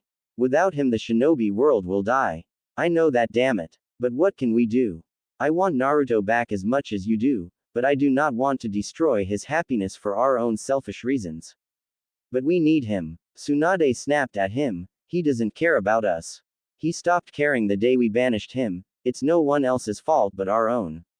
Artemis was horrified at the sight, a large scar on her son's back with a smaller one below it. They looked like claw marks. How did this happen? Who did this? Her name was Syndragosa, a frost worm. Naruto answered. A frost worm? Zoe was the one to ask, a bit horrified at her brother's scars. Undead frost dragon. Undead. Artemis gasped. Yes, I read some of the other gods from this book you gave me. Our souls are not tied to your world even if we step foot there. Right, I almost forgot about that. Artemis face palmed. Another thing you have to be careful when we get there, Naruto, is that you are not tied to the fates. That will anger the three of them greatly. So they will be upset that my life is not in their hands. Naruto scoffed. Pathetic, how greedy are the gods of your world are. Very. Unfortunate to say. And be careful around your uncle, my twin brother, he will flirt with anyone. If he flirts with my wife, he will die. Artemis and Zoe laughed. I would like to see that. They both said at the same time. Naruto put on a shirt that had the Frostwolf clan's symbol on the back. Artemis could not help but look at the symbol. What does that symbol mean, son? It is the symbol of the Frostwolf clan, which me and my family are adopted into thanks to Thrall adopting me as his son. They are a clan of orcs that specialize in taming wolves and using them as steeds and companions. Artemis smiled. Her son is even more like her than ever, even using wolves as companions, so that wolf outside is yours. Naruto grinned. Storm. Yeah, he is. Amazing companion to have. I take him with me when I go wyvern hunting. one of them being the Rathalos, which is the armor I am wearing in that bow you see over there beside Shadowmourne. When the goddess looked at the axe, she was a bit concerned. I've been meaning to ask about that axe of yours. It looks evil. Naruto finished the sentence. Well, at first it is, but when I held it for the first time, some of the Kyuubi's chakra somehow went into it, completely purging the evil energy within it. As to how I got it, I forged it alongside the Knights of the Aben Blade. Why would you forge such a thing? Zoe grew concerned as well. I had to, it was the only way to defeat the Lich King. When we fought him and the Scourge, you have no idea how powerful he is. It was thanks to Shadowmourne that I was able to match him in strength. After that, I knew I had to get stronger, so that I can be ready for other dangers that lie ahead. You are so much like your father, Artemis said with a smile, but then noticed her son's face going sour at the mention of it. Naruto, what's wrong? I do not want to talk about him. He was the reason why I had a horrible childhood to begin with. Naruto, he had no other choice. Artemis tried to reason with him. I know that. He snapped, but then looked remorseful for snapping at her, but it still hurts, that he used his own as an ancestor's damned sacrifice. I just felt so used. Artemis was saddened by how bitter her son can be. Zoe on the other hand could understand how he felt, being used. They then continued to listen to him. Do you know how much I had done for that village? Hell, it took me a while to finally realize who my father was. The old man Sandame wouldn't even bother telling me, always telling me it was for my own safety as he had so many enemies. After that I gave up and stopped caring. After they kicked me out of the orphanage when I turned 5, that's when my life got worse, and it was also the best year, because that's when I met Yakumo. Yakumo, who listened in, walked into the living room where they were and hugged him from behind, listening to him speak and calming him down. They kicked you out of the orphanage, they always thought you were the fox. Artemis growled. The blonde Hanyu nodded. Every birthday I had, the villagers would hunt me down on one of their annual fox hunts. The abuses I received, the hates, the stares, that's when I started putting on a mask, one that always showed I kept smiling and being cheerful. With the help of the Kyuubi himself, he trained me, teaching me techniques, but I had to hide them so they wouldn't be suspicious. In turn I became the Dobi, the dead last. After retrieving their precious Uchiha, I was banished because I injured him too much. Artemis sat down on the couch with tears in her eyes, Zoe rubbing her back trying to comfort her. Naruto sat down beside his mother and placed an arm around her. The day we arrived here in Orgrimmar was the best day of our lives. We built this house, started a new life together, and then came Kyo. Honestly, even with everything that has happened, I wouldn't trade it for anything else. I'm so proud of you, I just wish that I was there with you. Nothing we do can change the past, but we can at least look forward. My worries right now are Konoha. They have the gall to ask me to come back. I have no intention of coming back. Jiraiya claimed it was for my own safety because of Akatsuki. They are after all the Jinchuricas. I am not letting them take you. Artemis growled. There was no way they are taking her baby boy away. Nor will I allow them. They have no idea what the Horde is capable of. Naruto reassured her. Dinner is ready, by the way. Kyo is probably making a mess already. Yakumo notified them. We better eat before the food gets cold. They all nodded and made their way to the dining room. As Yakumo said, Kyo was already making a mess with her food. Baby food was all over her face, making everyone laugh. Inwardly, Naruto wondered what her mother's world would be like. What new adventures await him? What new creatures will he get to slay? What battles will he fight in? Something on your mind, Naruto? Artemis asked, her fork digging into the steak. Just wondering what your world is like. I can't help but feel a little excited. Naruto chuckled. I mean, are there any beasts there worth hunting? I am hunter after all. The goddess and her lieutenant grinned. Yes, there are a lot of creatures worth hunting there. Many beasts of old still roaming the forests and plains. Although the world is much more modernized compared to here. Naruto gave his mother a matching grin. Then I cannot wait till we leave in a few days. My father Thrall will be arriving tomorrow. I'm sure you would like to meet him. His wife Agra is at their home at the other side of Orgrimmar. We can meet with them tomorrow once he arrives. I would like that. I want to give him my thanks for taking you in. Baba baba baba. Kyo shouted. throwing her bowl up into the air, the food landing all on Zoe. Zoe picked a piece of the baby food from her face and tasted it. Not bad. I thank you, Thrall, son of Duratan. For taking in my son, I am eternally grateful to you. Artemis bowed towards the former warchief of the Horde. It was rare for someone like Artemis to thank a male, even more surprising towards someone who isn't. This man took in her son. Thrall bowed in return. Naruto told him of the reason why she couldn't raise him, and he was upset. For Artemis' father to pass a law that prevents them from raising their demigod children out of fear they may become too powerful. The king of Olympus was just paranoid, fearful he might get overthrown. Naruto informed him of his intent to slay the king, and to Naruto's surprise, Thrall approved of his plans. It was my honor to have taken in such a fine young man. And welcome to our humble home. We thank you for your hospitality. Artemis said in return. Zoe also bowed in respect. She could tell Thrall was a powerful man. She could also sense Naruto inherited some of his personality from him. Things went well, even with Artemis and Zoe's man-hating beliefs. They found no faults with Thrall. They were surprised at the equality the Horde had with women. Many of them were even officers in the military. Some even became chieftains of different clans. She then began to think how much the hunt would love it here. So Naruto will be leaving with you too in a few days' time? Thrall asked. Yes, it is my intention to show him his heritage at least. Artemis said with a nod. Thrall nodded with a smile. That is good. To know one's heritage is to know oneself. That Pandaren would always say that. I have no objections of him coming with you. I would also assume his family is coming as well. Yes, father, they will be coming with me. Naruto was the one to reply to that question. Very well then, I do hope you all have a safe trip. Thrall then clapped his hands. Now then, let us have our lunch. As they got up, Thrall placed a hand on his son's shoulder. What is it, father? Are you sure about your decision?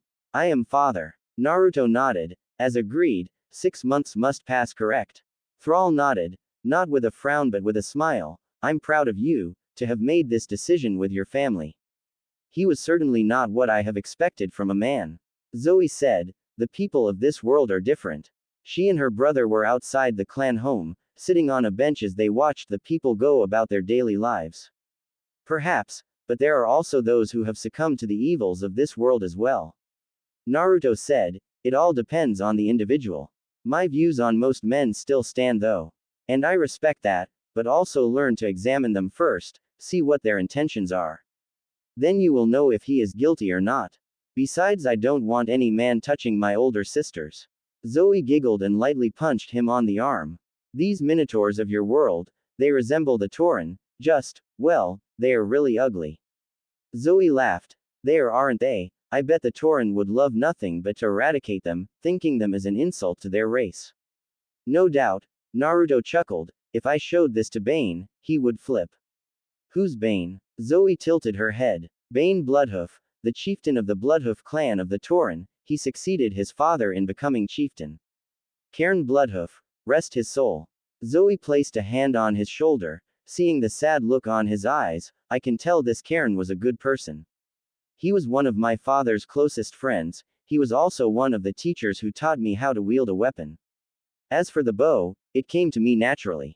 But when it came to hand combat, he taught me everything I knew. He was like a second father to me. I'm sure he is in a better place. Zoe said in reassurance. That he is. Naruto sighed, spotting his wife and mother with Kyo, approaching them. So how is my baby girl?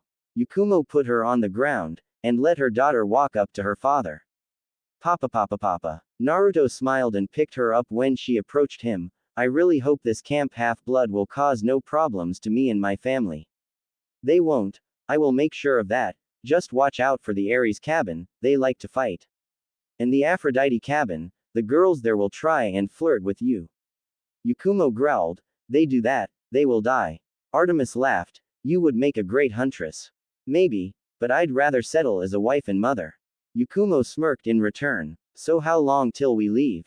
Naruto asked his mother. 3 days at the latest. Once we get there we will make a stop at our camp to meet with your other sisters.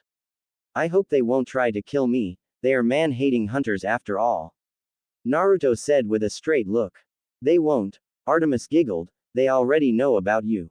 Thank goodness. The blonde Hanyu sighed in relief, causing the rest to laugh. Earth. Few days later. A group of young girls were in a camp with tents assembled in small circles, these were the huntresses of Artemis. They were all awaiting the return of their lady. The one in charge of them was a huntress named Phoebe. The hunters were few in numbers, numbering to about a dozen or more. They then heard footsteps from the other side of the camp. Lady Artemis has returned. One of the hunters called out. All of them gathered around, spotting Artemis and Zoe with two more people, one of them a brown-haired woman with fox ears holding a purple-haired infant with similar fox ears. With them was a man in red dragon scale armor. This must be their lady's son. Hello girls. Artemis greeted her hunters. I would like you all to meet my son Naruto, his wife Yakumo and their daughter Kyo. Naruto bowed to them in respect, surprising the hunters that a man would greet them in such a manner. Yakumo bowed as well while Kyo clapped her hands and grinned, gaining a couple of AWWS from the hunters. They then notice a massive wolf behind them. Ah, I almost forgot, this is my wolf. His name is Storm, he has been my companion on every hunt I went. Do you hunt dragons in your world? I can't help but notice that you are wearing dragon scale armor. One of the hunters asked with curiosity. Not dragons, but wyverns, this armor is crafted from Rathalos wyvern scales. Took me 3 months to track him down. Lots of beasts to hunt there, it's practically a hunter's paradise in there. Many of the hunters had stars in their eyes, hunting is what they lived for, besides killing horrible men that is. Naruto and his family will be staying with us for a while, until we head to Camp Half-Blood. The camp again? One of the hunters asked, causing all of them to groan. The more I hear of the camp, the more I am beginning to dislike it. Naruto turned to his mother, he removed his helmet, revealing his blonde hair and fox ears, along with his sky blue eyes. Zoe told me the Aries cabin likes to pick a fight with you guys. You have no idea. Phoebe walked up to him and extended her hand. I'm Phoebe, your other older sister. Naruto smiled and took the hand. I have a lot of older sisters, my family seems to be growing bigger. Well then everyone, come meet your niece.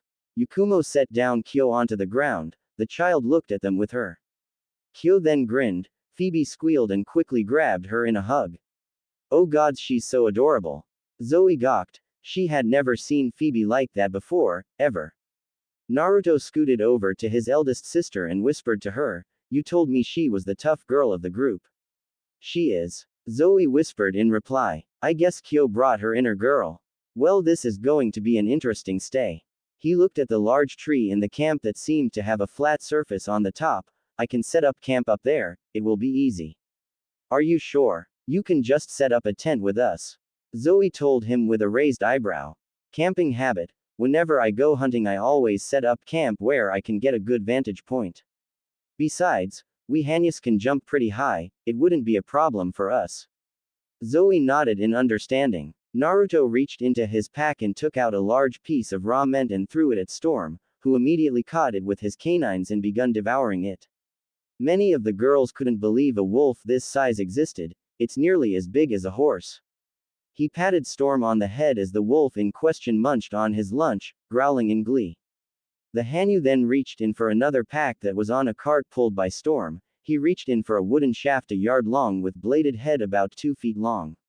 Why are there so many spears in the cart? Phoebe walked up to him, still holding Kyo. Naruto grinned, these aren't spears, these are arrows. Everyone except for Zoe, Artemis and Yakumo stopped what they were doing and unhinged their jaws.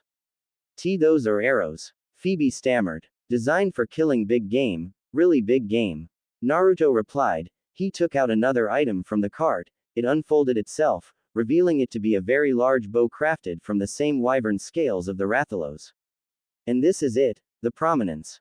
Designed to shoot down and kill wyverns and dragons. Once Kyo is old enough, I am going to teach her everything I know how to hunt them. Papa papa papa. Kyo shouted in joy, despite not knowing what her father is talking about.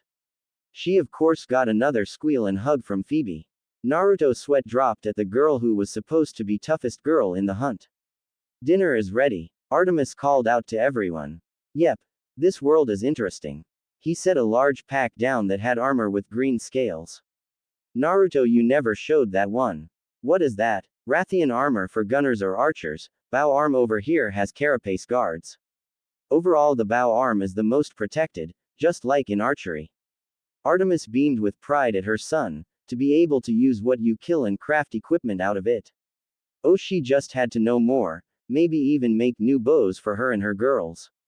Digging into her bowl of soup, she noticed what looked to be a large fang in the pack.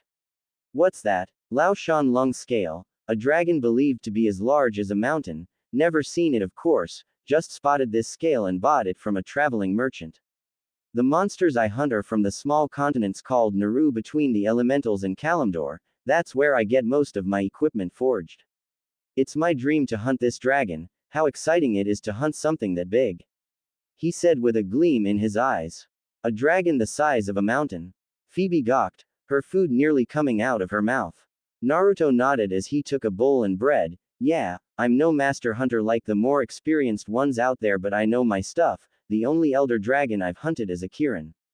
He took out a book where he listed all the monsters he encountered and turned a page, showing them what a Kirin looks like. It looks like Phoebe begun speaking, a white unicorn. I know, right? I don't know why it's classified as an elder dragon, but don't be fooled, this thing is fast, and has the ability to call thunder strikes from the sky. It's beautiful. Artemis looked at the image. It is, yet deadly at the same time. I myself had a few close calls hunting it. Thunder strike patterns are random, so it's hard to predict when it's going to attack. Are there any female hunters where you're from as well? One of the hunters asked. Oh, there are plenty. Hunting is for all people who wish to take it up. It's a big profession in those continents and their way of life. Yakumo started feeding Yakumo some baby food and spoke up.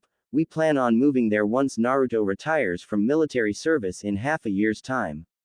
It's an amazing place, and hunting there is the main source of income for the people there, which I sometimes do with my husband. Discrimination there is also non-existent. The hunters were enamored by the world Naruto is from, now they really want to go there. That place seemed to be a hunter's paradise for them. My lady, we have to go there. Another hunter said. We will Atlanta, right now we eat or the food gets cold.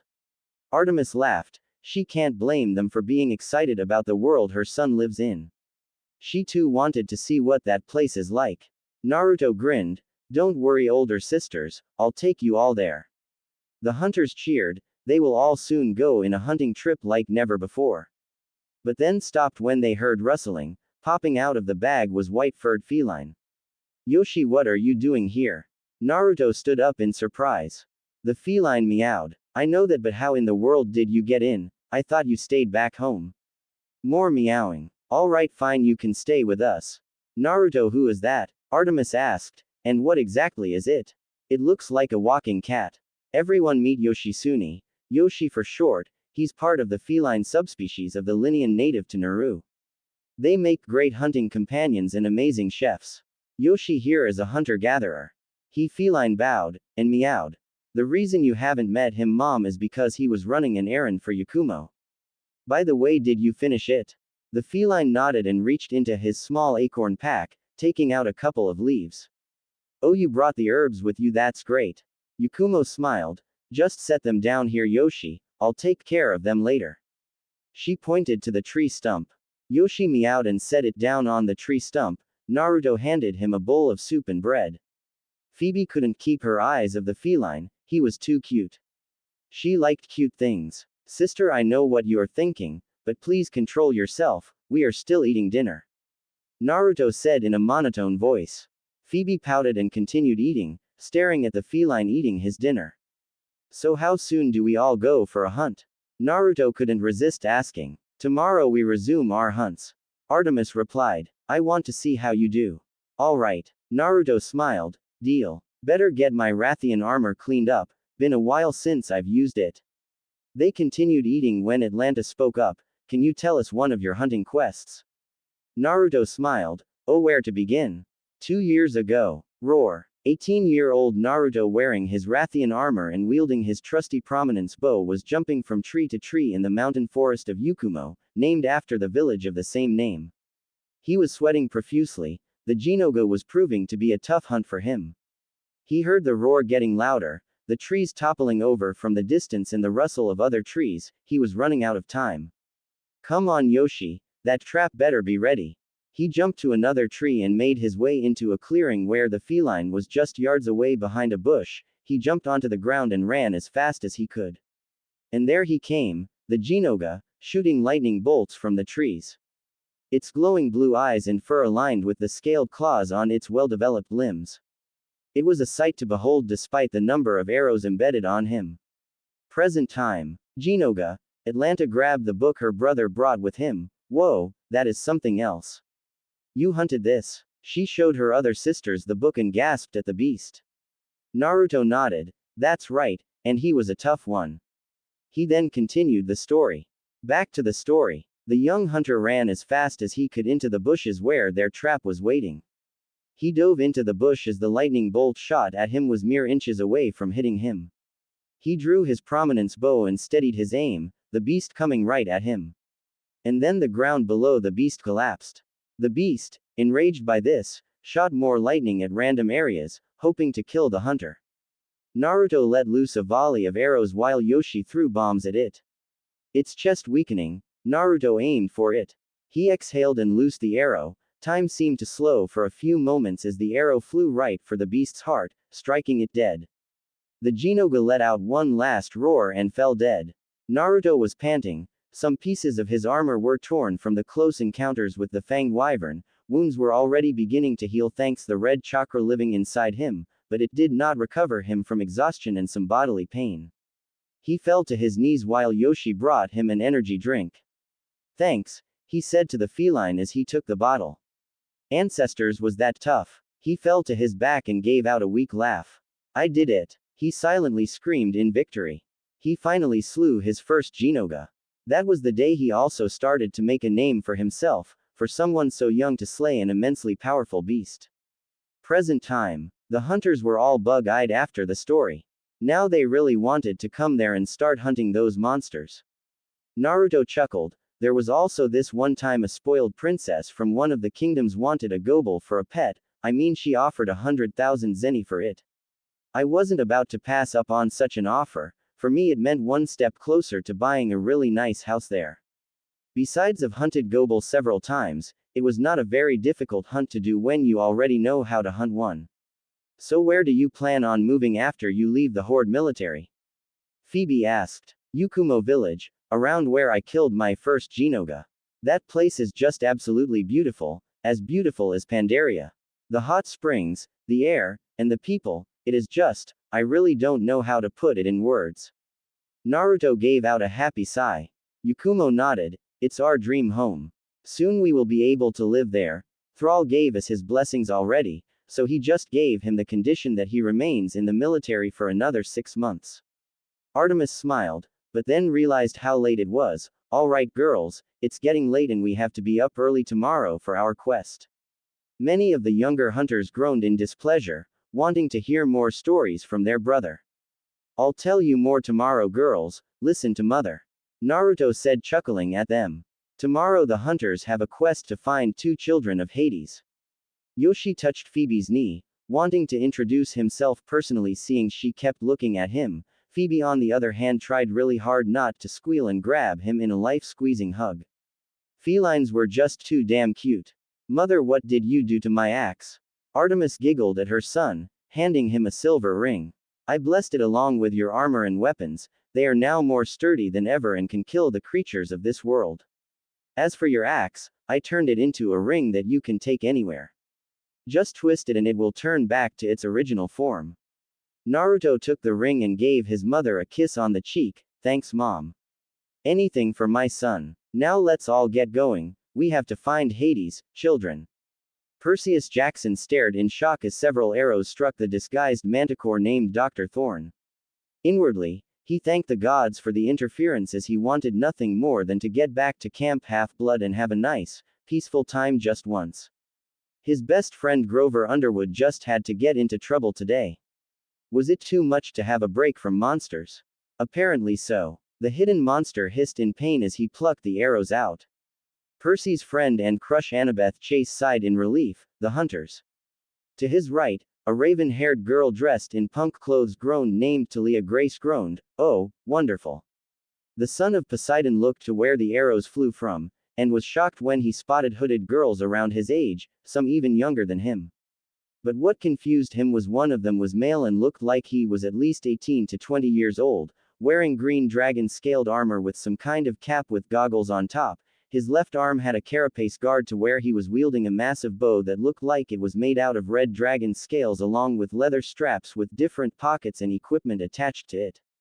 One of the hunters that had red long black hair with a silver circlet around her head, draws her bow further back. Before she spoke, "Shall I end it, milady? You cannot do this, it is against the law." Dr. Thorne snarled in outrage and fear. On the contrary, an auburn-haired girl with silver eyes at the age of 12 to 13 years of age, "My quarry are all wild animals, Manticore, and your kind are pretty much counted as wild animals. Zoe, you may end it." Zoe loosed the arrow and struck on the beast's chest, making it fall to the ground dead. "A good kill, older sister." The green-armored male hunter congratulated Zoe. Zoe smiled and put her bow away as he walked to her younger brother's side. Percy looked at the man. "Who are you?" "My name is Naruto, little boy, that is all you need to know for now." The male hunter replied to the 15-year-old boy.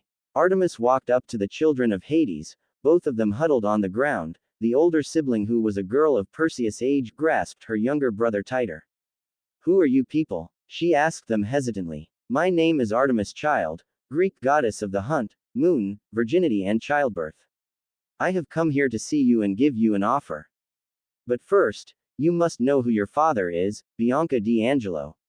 "That's impossible, both our parents are dead," Bianca retorted. "He is not, Bianca," Naruto said. "He is the lord of the underworld." "Lord of the, is this some kind of joke?" Bianca asked, her grip on her younger brother tightening. "Nico, do you know what they are talking about?" The little boy of 10 nodded his head in a vigorous manner. "Our dad is." Naruto knelt down beside his mother and clamped his mouth shut. "Names are very powerful in this world, Nico D'Angelo. Never ever forget that." He then turned to Zoe. "Older sister, we will take her with us and have a few words with her." "I know, little brother." Zoe smiled. "I will have a perimeter set up, milady." Artemis nodded in thank and took placed a hand on her son's shoulder and one on Bianca's. They then disappeared in a silver light. "What the? Where'd they go?" Bianca opened her eyes to find themselves in the snowy forest somewhere near Westover Hall. The male hunter and Artemis looked at her. "As I said, Bianca, I am here to make you an offer. I wish to make you one of my hunters." Bianca widened her eyes, and listened in as Naruto spoke next. "But we are also here to tell you what will happen should you join. Your brother does not have the same choice you have, if you join the hunters. Your brother won't be coming with you." Percy was pacing back and forth. "Where are they? They've been gone for almost 10 minutes.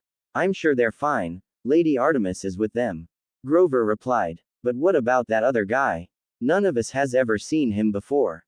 He could be a spy for all we know it." Zoe snapped and placed a dagger to his neck. "Speak ill of my younger brother again, boy, I dare you." "Hey, what's the big idea?" Talia growled. "And why do you people have a guy with you?" "He is different, he is our brother." Zoe narrowed her eyes at the punk girl. They all shielded their eyes when a flash of silver light appeared at the center. Artemis, Naruto and Bianca then appeared before them.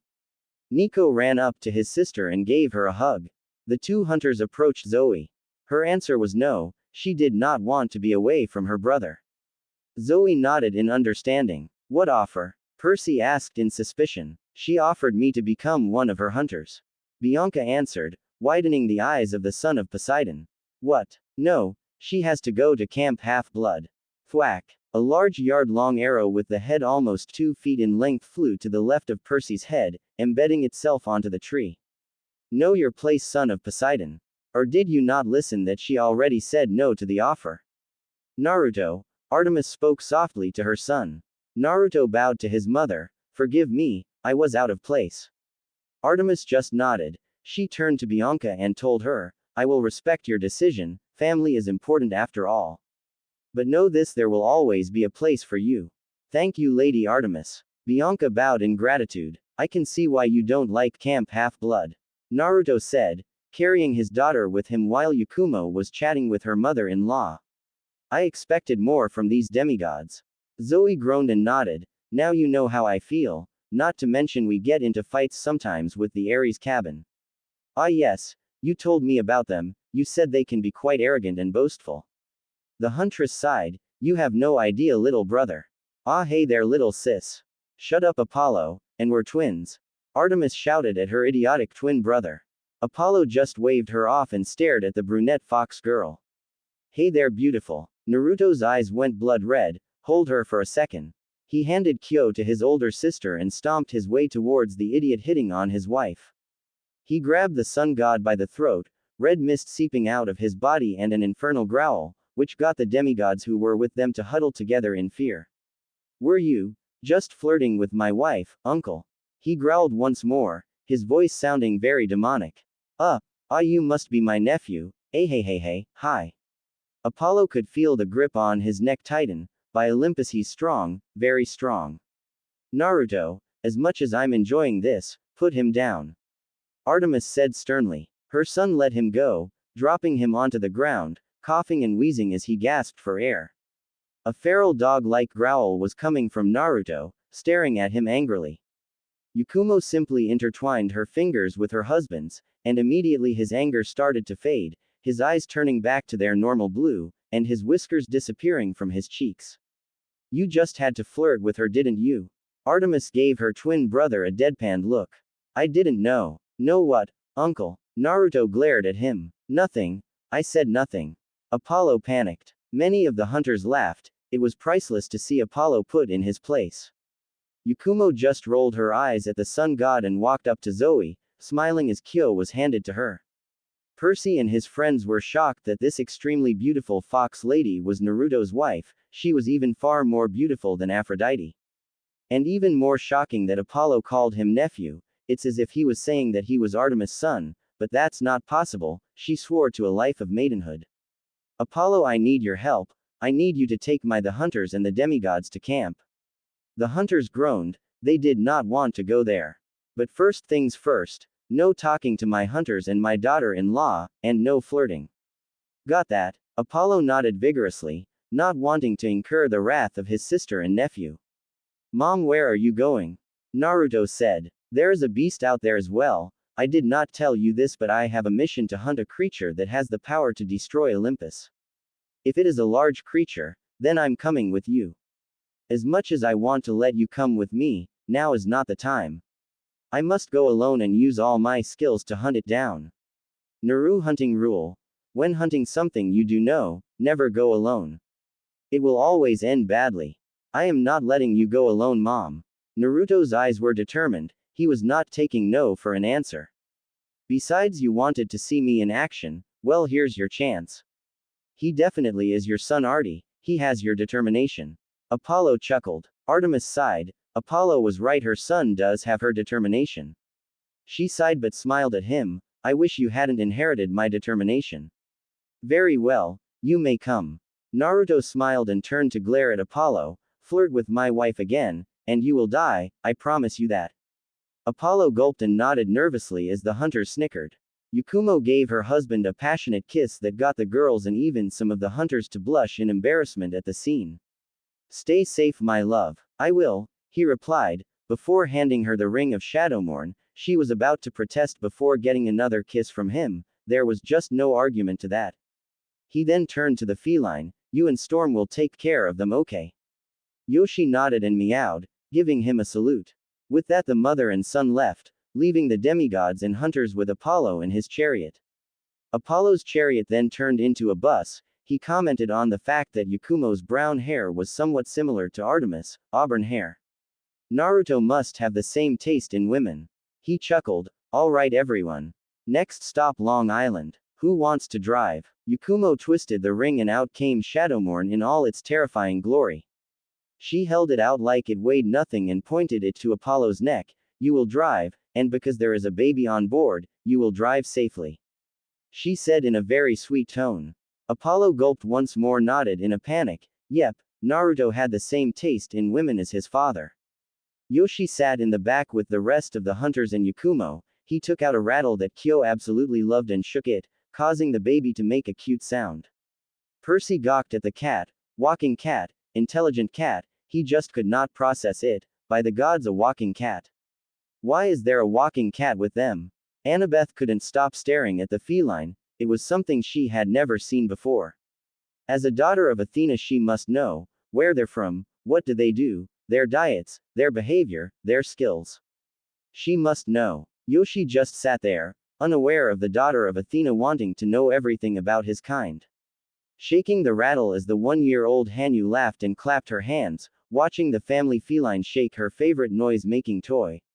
Yoshi meowed at Yakumo, to which she smiled at the feline and patted him on the head. I know, Yoshi, I'm sure they're fine, they'll be back in no time. Annabeth's jaw dropped. Yakumo understood what the cat was saying. Yakumo looked out the window and hoped her husband and mother-in-law are well, and that their hunt goes well without any problems. Zoe placed a hand on her shoulder, smiling at her in reassurance that everything will be fine. On their way to Long Island, where Camp Half-Blood, it suddenly started to rain. Thunder rumbling in the distance, Apollo began to worry that the thunder was not his father Zeus doing, something else is out there. So what are we after exactly? It's called the Ophiuchorus, a half-cow half-serpent that can grant the power to destroy Olympus to anyone who burns its entrails. That sparked Naruto's interest. The power to destroy Olympus, the power to destroy Zeus. A certain gleam was evident in his eyes, the type of look wanting to kill. Artemis looked at his son with worry. Immediately she regretted telling him about the Ophiuchorus. I know what you're thinking, Naruto, I know you want to kill my father for passing that law. Just let it go, I don't want you waging war against Olympus only to get my only child killed. He passed a law that prevents gods from raising their demigod children, expecting a demigod child to understand, a child. He snarled, clenching his fists. He is nothing but a paranoid and shameless man who blames the children instead of the parents for their blunders. He even has the audacity to demand loyalty from them when he deserves none. He scoffed, your father is nothing but a pompous, senile old fool. Artemis smiled. She was glad that he grew up to be a fine man, but also worried for him. He was letting his anger towards Zeus get to him. She inwardly sighed, it seems that he inherited her temper as well. They then stopped when Naruto began to stiffen, his body began to tremble. Naruto, what is it? Something is out there. They then drew their bows, Naruto inserting a poison coating onto his bow and readied an arrow. Something powerful, that was the feeling Naruto felt, and he did not like it one bit. It then started to rain, and then came the sound of a deafening roar in the distance. Artemis, for the first time in her life, could see the fear in her son's eyes. Whatever that roar was, Naruto knew it. Mom, we have to go back, now, you have no idea what had just arrived in this world. She heard his trembling voice. Just what could have possibly caused her son to shake in fear? Okay. Artemis nodded. They then made their exit, making their way to Camp Half-Blood. High above the skies over the Atlantic Ocean nearing New York, a large storm was approaching. The sky around it grew red like blood, its winds strong like no other storm before. The rain and winds of the storm were already touching the city of New York and the areas around it. We interrupt this program to bring you an update on the weather report. A large red storm is approaching New York. We advise all residents to stay indoors until the storm passes. The winds within the storm is said to be extremely strong at untold speeds. Once again, we please advise and urge everyone to stay indoors and stay safe. Bar all your windows to prevent the wind from entering your homes. The sheer size of this storm has never been seen before. According to our researchers, this is the largest storm ever recorded in existence.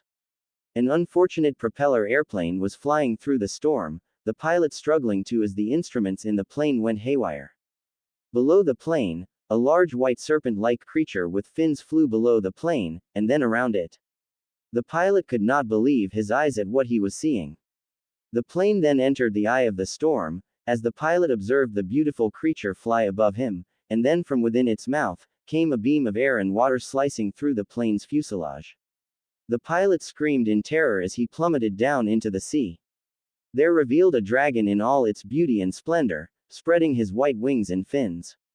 He had a shining luminescence all over his chest and a crown of gold atop his head.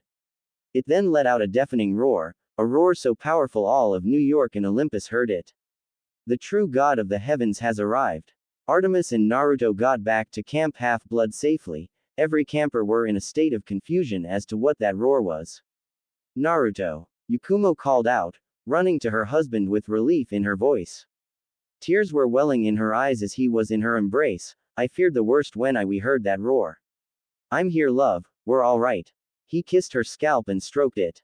A man with horse legs walked up to them, surprise in his face when he saw the son of Artemis. He composed himself and put up a smile. So you must be Naruto, son of Artemis. And you must be Chiron. The hunter nodded his head in greeting. Chiron nodded in return. Well, normally we would introduce you to everyone right now, but that roar earlier got everyone in a state of slight panic.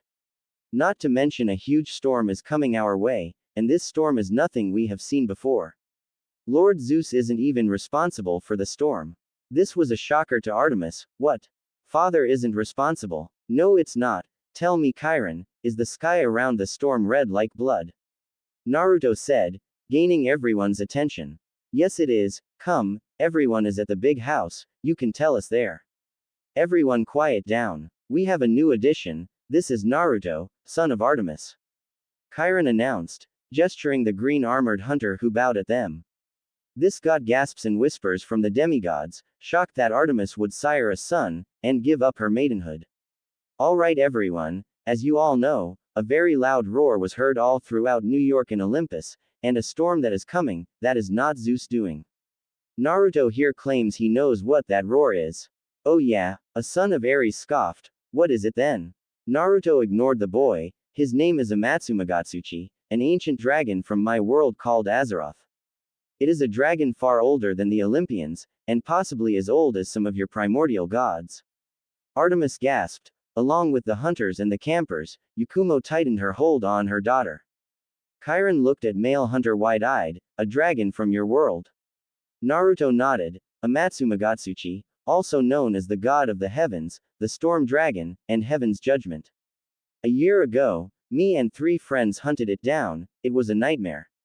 1 year ago. Roar. Get down. Naruto screamed at his teammates, dodging the water and air beam from the elder dragon. Naruto rolled to the side and loosed another shot from his prominence bow. Reiko, you okay? The lancer wielding an Agnictor lance nodded, panting, I'm fine. Sora isn't though, she's bleeding bad.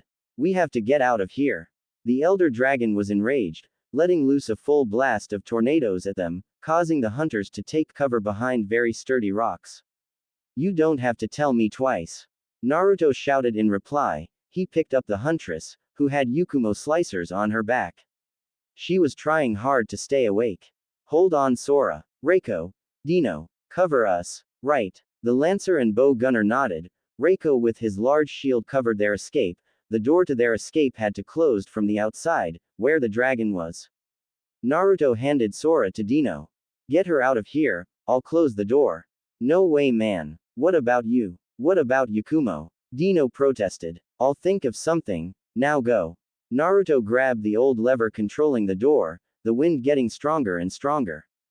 His friends watched as he struggled to pull the lever, slowly closing the door, their eyes filled with horror that they were leaving their friend behind with the elder dragon. The ancient stone door closed shut, making a large thudding noise. Naruto took out his bow, ready to face the dragon alone. Amatsumagatsuchi let out a deafening roar once more. He was not going to allow himself die, not with his wife about to give birth soon. HRAAAAAAAGH. Naruto roared in defiance, firing volley after volley of arrows. The battle raged on, a single hunter fighting a losing battle. Tossed and turned by the winds and the storm. His armor falling apart and wounds hindering him. He was on his knees, pointing the bow at the dragon as it slowly crept closer. The arrow tip only a mere inch away from the dragon's nose. Come on, come on. Naruto roared. Amatsumagatsuchi just stood there, fascinated by this man's courage to face him alone. And without warning, he turned away, flying away as the storm subsided. Naruto lowered his bow and sat there, wondering why the dragon decided to spare his life. Present day. He spared my life, and it still bothered me to this day, why he decided to spare my life. I nearly died that day. I turned up at Yakumo village, bloodied and bruised. Yakumo rushed up to me. She was still currently pregnant with our daughter. She sobbed on my bloodied chest, happy I was alive. Artemis stood there, her cheeks messy from the dried tears that flowed down her face from the story. She had nearly lost her son and she didn't even know it. Yakumo and Kyo were snuggled up on her son's chest, the baby asleep while Yakumo was silently crying on her husband's chest. I will tell you this, Amatsumagatsuchi is far more powerful than anything you might have faced. The people of Naru called him a god for a reason. The god of the heavens. Naruto said, his face showing worry. Chiron gulped. Zeus will not be pleased that a dragon flying in his domain was wreaking havoc. He feared that it might be more powerful than the king of Olympus, and now it was even considered a god of heavens, a title Zeus currently holds. A battle between the two is inevitable, and he wasn't sure who would win. All right everyone, back to your cabins, and make sure you secure yourselves, the storm will be here any hour now. Artemis walked up to her son. I have to return to Olympus, stay safe for now, okay? Naruto nodded and kissed his mother on the cheek. I will. A few hours later inside the Artemis cabin, which was expanded to accommodate the family, the hunters sat on the beds with worry on their face, appearing from their brother's world as a beast of unimaginable power, and it was headed straight for Olympus, which also nearly took their brother's life. They could hear the thunder of the storm, the winds raging outside. Yakumo was currently asleep with Kyo while Naruto looked out the window. The skies were becoming red. The hunters looked out as well and could practically feel the power coming from the storm. After all of this, we're going back to Azeroth. There is no way I am staying here knowing the king of Olympus wants me dead. I cannot afford to put my family in danger. Zoe nodded in understanding at her brother. She could tell that the fates were also angry at him. For someone of this world not tied to the fates, Zeus would want him dead even more. Ever since their arrival, everything just went crazy.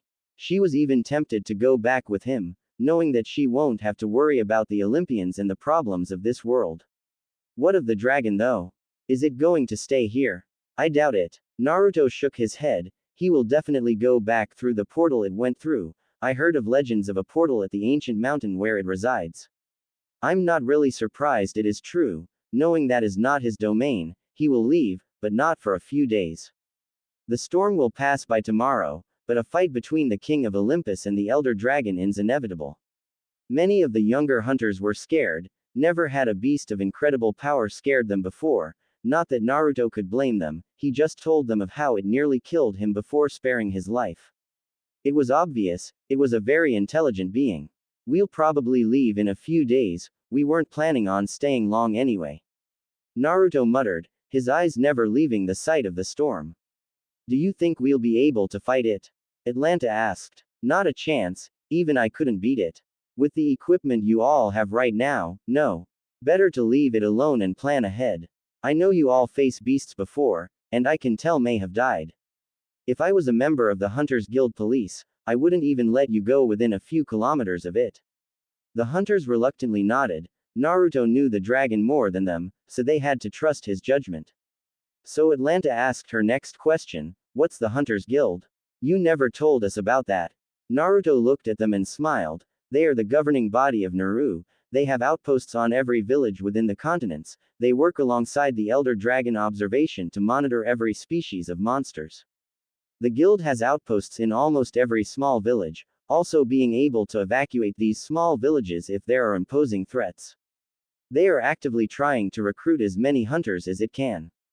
The guild is responsible for many duties, including maintaining the status of every hunter operating within guild territory. This is done through the guild card, a personal ID that is updated every time a hunter registers him/herself at a guild outpost. The guild also reserves the right of suspending a hunter's license if the circumstances are appropriate. He reached into one of pockets and handed Zoe his guild card. She looked at it and passed it on to her sisters, who also looked at it. That also signifies that I'm a citizen of Naru, as a hunter. There are also events when a single monster is too much for even the guild to handle, therefore the guild would rally every nearby hunter in that area under a single banner and fight it. One such example is the Gen Morin, which is native in the continent Yakumo is in. Another one is the Lao Shan, but I've personally never seen it. Seeing it is in another continent, which I haven't been to yet. He handed them his monster book, and turned to a page to where the Gen Morin was. That's the Gen Morin, an elder dragon that can literally swim through sand, so we built boats that could the same. Designed specifically to hunt it down. It's big, but not as powerful as the older dragons like the Amatsumagatsuchi or the White Fatalis. Turn to the next page, the White Fatalis is there. Phoebe nodded and turned the page. She widened her eyes for a bit, marveling at the beauty of the white dragon.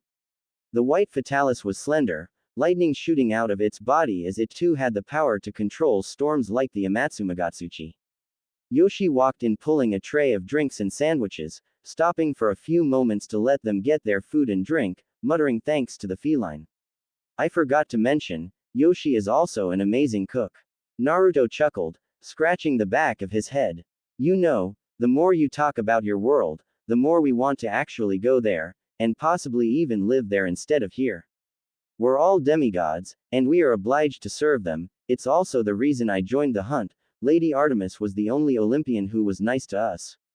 Lady Hestia was also nice, but she isn't an Olympian. To be honest, I hate this world, it's given me nothing but pain and sorrow. Atlanta said, the hunt was the only best thing that's ever happened to me. Naruto looked at her with sad eyes. He walked up to her and patted her on the head. How long have you been in the hunt? A few months, I'm only 10. Atlanta replied. I don't know who my godly parent is, I'm still unclaimed. The door opened, revealing Artemis with a look of sadness and horror. Mom, what's wrong? They found out about you. Your uncle Apollo is also the god of truths. My father was extremely enraged that you had no loyalty to Olympus. He wanted you dead, but I refused. In turn, as punishment for my defiance, I was stripped of my status as an Olympian. I'm just a minor goddess now. He said that after they deal with the dragon, he will come for you. Everyone's eyes were wide in shock. Naruto then quickly went into the room his family was sleeping in and woke his wife up. Naruto, what's wrong? Yakumo asked with worry. Pack your things and get Kyo. We're leaving, now. Yakumo nodded, deciding not to ask any more questions after hearing the tone in his voice. Mom, what about you? I don't care, as long as I'm with you. Girls, looks like you get your wish after all, we're going to Azeroth. Artemis smiled at the hunters, at which they silently cheered. There was no way she was going to let Zeus use her hunters to hunt down her own son. Yoshi, get Storm and the cart ready, we're leaving right away. Naruto ordered the feline. Yoshi meowed and nodded. Amatsumagatsuchi will be used as a distraction. He will stay within the city for a full day until he decides to leave. Mom, how far is it to the portal? A few hours walking distance from our previous campsite. The Olympians are too busy with the Elder Dragon, so we have a lot of time. Good, everyone, we're leaving. And hope that we never hear from this place again. Using the cover of darkness and the distraction the dragon is giving them, they moved swiftly through the cover of the trees after they flashed out of Camp Half-Blood into the campsite when they arrived. They walked through the thick forest far away from New York where chaos was ensued. There it is. Atlanta pointed to a few stone formations with runes and purple misty doorway in the middle. Alright, once we go through the portal, Yoshi and I will plant a few bombs to destroy the portal, cutting access to Azeroth. Amatsumagatsuchi probably found his own portal somewhere in the ocean. My guess is it's probably the Bermuda Triangle, a lot of crazy stuff happens there. Phoebe said, petting Storm on the head. Naruto nodded, everyone through the portal. Yoshi lighted up. As soon as everyone got through, Yoshi and Naruto placed barrel bombs and light the fuse and quickly ran into the portal.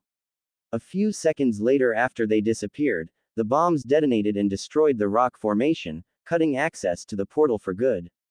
At the other side of the portal within the elemental nations, everyone got through safely. They were relieved that for once, they were now experiencing true freedom. Did your brother know about the portal? Artemis shook her head. I made sure he didn't see me. He never knew about you until you actually met him. Good, well, we can just transport to the gates of Orgrimmar. I studied the seal they used and we can use it as well. Naruto's mother smiled. She told everyone to grab each other by the hand once more. Naruto drew a seal on the ground big enough for everyone stand inside the circle. With a few hand signs they disappeared in a plume of smoke. A new chapter of their lives had finally begun, and this time together as a family. Back in New York, the Amatsumagatsuchi in all its glory, not being covered by the mist, was scaring the populace of the city. Windows were shattered and some buildings were destroyed by the strong force of the wind. The Olympians, barred by their ancient laws to interfere with the mortal world, sent demigods to fend it off. Children of Ares were chosen, but they failed as well. The dragon decided not to kill them but only wound them, enough for them to go in retreat. This angered Ares to no end. His children, the greatest warriors ever, according to him, were beaten by some mindless beast. The dragon scoffed at the so-called warriors. They were nothing but hatchlings. He demanded someone more powerful, someone worthy enough to face him. This world did not satisfy him. The people here were weak. The next day he left, flying back into the Bermuda Triangle where the secret portal was. As soon as he got back to his mountain in the continents of Naru, he guarded the place. Forever watching the ancient portal to his world, waiting for someone worthy enough to finally challenge him. But he knew that will not be for a long time, so he closed it, barring the people of Earth access to the world of Azeroth, for they were unworthy of entering his world. At the back of his mind, he remembered that young hunter who braved him. Back at Olympus, confusion hit them. Artemis and her hunters were nowhere to be seen. Her son was also missing. Athena deduced that they most likely used the dragon as distraction to give them a chance to leave. As to where, they don't know. Once again, Zeus flew into one of his tantrums. I'm going to Naru already. But what about my 6 months of service? Naruto asked his father, wide-eyed in surprise. Konoha ninjas have not stopped coming to look for you. They have not started any incidences thankfully, but we are beginning to worry. Your retirement will have to go ahead of schedule to shield you from them. They thankfully do not know of the continents of Naru, therefore you will have to leave within the week before another set of Konoha ninjas arrive. Thrall smiled and placed a hand on his son's shoulder. You have done so much for the Horde in the past 6 years. You have served my son. This is our gift to you. Live your life to the fullest from now on. Naruto smiled in return. I will, father, thank you. No, my son, thank you. It had been a month since they boarded a ship to the continents of Naru, a prosperous and lush land. Many foreigners called it paradise. A large wagon was being pulled by a gargwa bird wyvern, used by the people of Yakumo as livestock and beasts of burden. In the large wagon was a dozen girls huddled together asleep. With them was a man with a woman asleep on his shoulder. To their side was a baby in a basket being tended to by a feline, and the last was a woman with auburn hair. Guarding the wagon was a large wolf, alert and making sure no dangers were ahead. Naruto opened his eyes. He grunted a little, having been asleep for over 8 hours. He gently lay his wife on the floor of the wagon as to not wake her. Pulling the sheets covering the wagon over him, he spotted a small village in the distance. Smiling that they were practically here, he moved over to his older sister and gently shook her. Zoe, we're here. The raven-haired girl gently opened her eyes. Her brother moved the sheet a bit to let her see.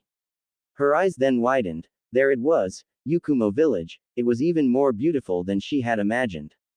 The oriental-looking red buildings overlooking the valley below. They were just a few minutes away. Girls, we're here, Zoe called out to her sleeping sisters. The girls groaned, some mumbling words like, 5 more minutes and, not yet. Phoebe rubbed her eyes and slowly pulled herself up. Whoa, girls wake up. We can see the village from here. Play Yakumo Village, Monster Hunter Portable 3rd soundtrack. Atlanta and the rest sat up. They also widened their eyes at amazement, their new home. A peaceful-looking village overlooking a beautiful valley below. They could spot the people doing about their business, the blacksmiths crafting weapons and armor for other hunters.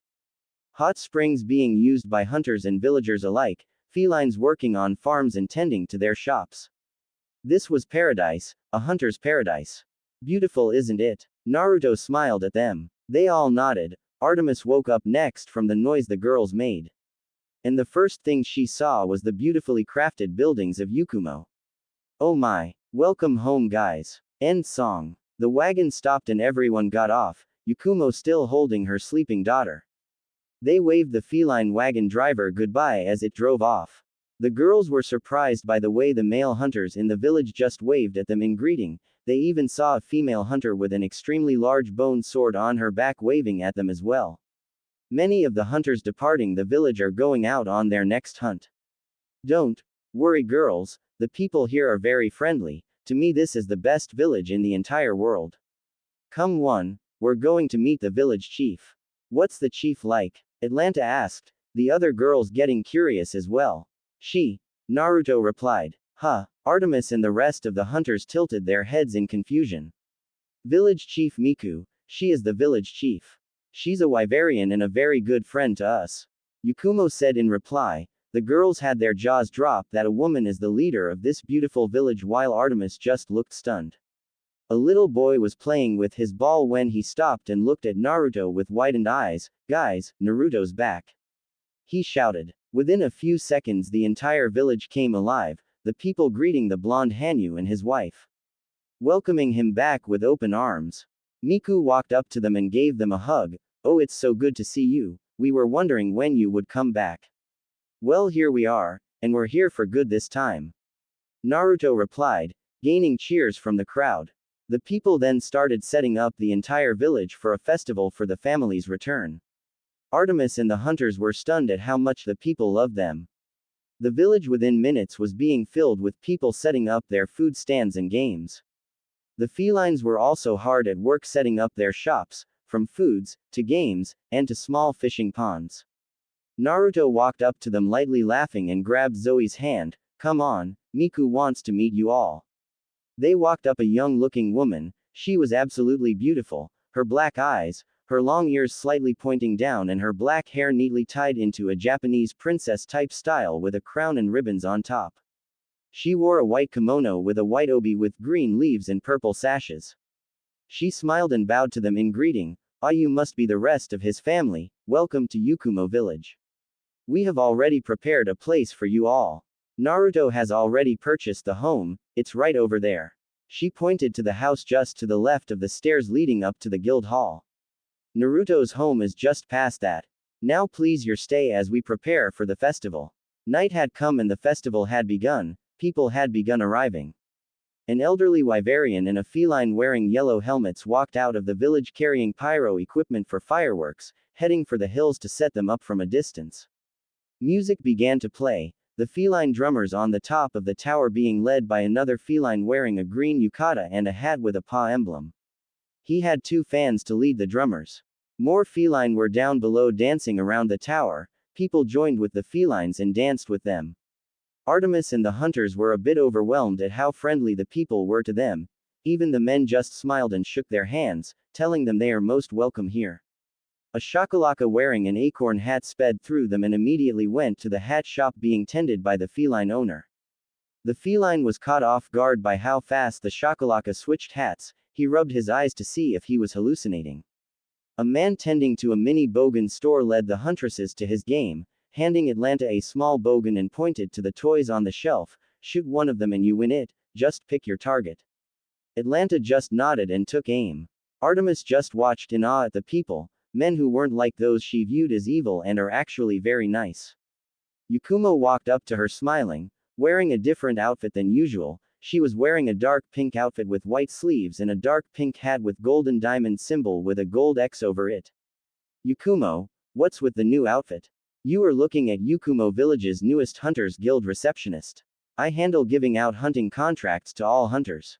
Yakumo replied. She then looked at the girls playing the shooting game and winning prizes. It's nice, isn't it, this place?